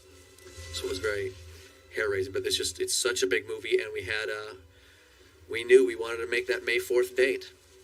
We wanted to be the first big movie out for the summer. It was very difficult for them because going into production, we had a little over 200 shots budgeted for ILM, and it ended up being a bit over 400 shots. So their workload was basically doubled over the course of making the movie. So, needless to say, they had a lot of extra work to do. Yeah, it's very, very hard to count. You'll hear some movies say, oh, we had 1,000 special effect shots, but we never count, a wire removal can be a special effect shot, or a sky replacement can be counted as a special effect shot. But Bob and I, when we talk about special effect shots, we only talk about the hard stuff. We only count that. The dirigible here in this, there's a set that has the top of the pyramid, and then the dirigible is actually on a crane and lowered in. There is some CG work done on it. The top of the balloon is enhanced there, but parts of this are actual sets. This was always fun. I just love getting actors in positions like that, where you have to put the actor, in the movie. That's why stuntmen are fantastic, and you need them quite often, but you got to get your actors in there. Even if it wrenches their ankle. This was the last shot finished for the film. And I think that was maybe 10 days before the release of the movie.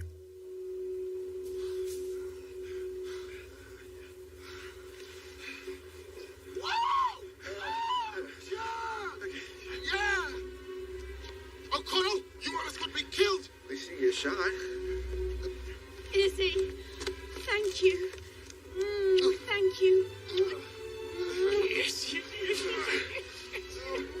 O'Connell, who the hell you been messing with this time? Huh? Oh, the usual. Mummies, pygmies, for those of you who are still with us,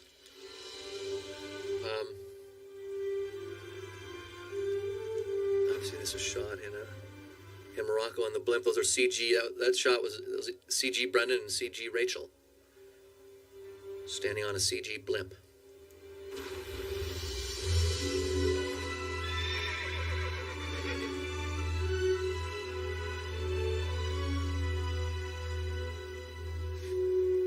I thought I almost lost you there. For a moment. Well, there's a rhyme here that matches the first picture. Another one, yeah. Oh, please. Yeah.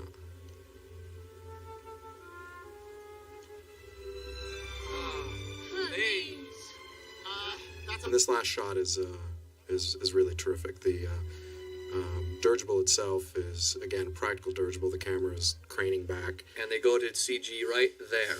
They turn into computer-generated characters. Which is a neat trick. And I bet really hard to do. We just write it. I just write it down, and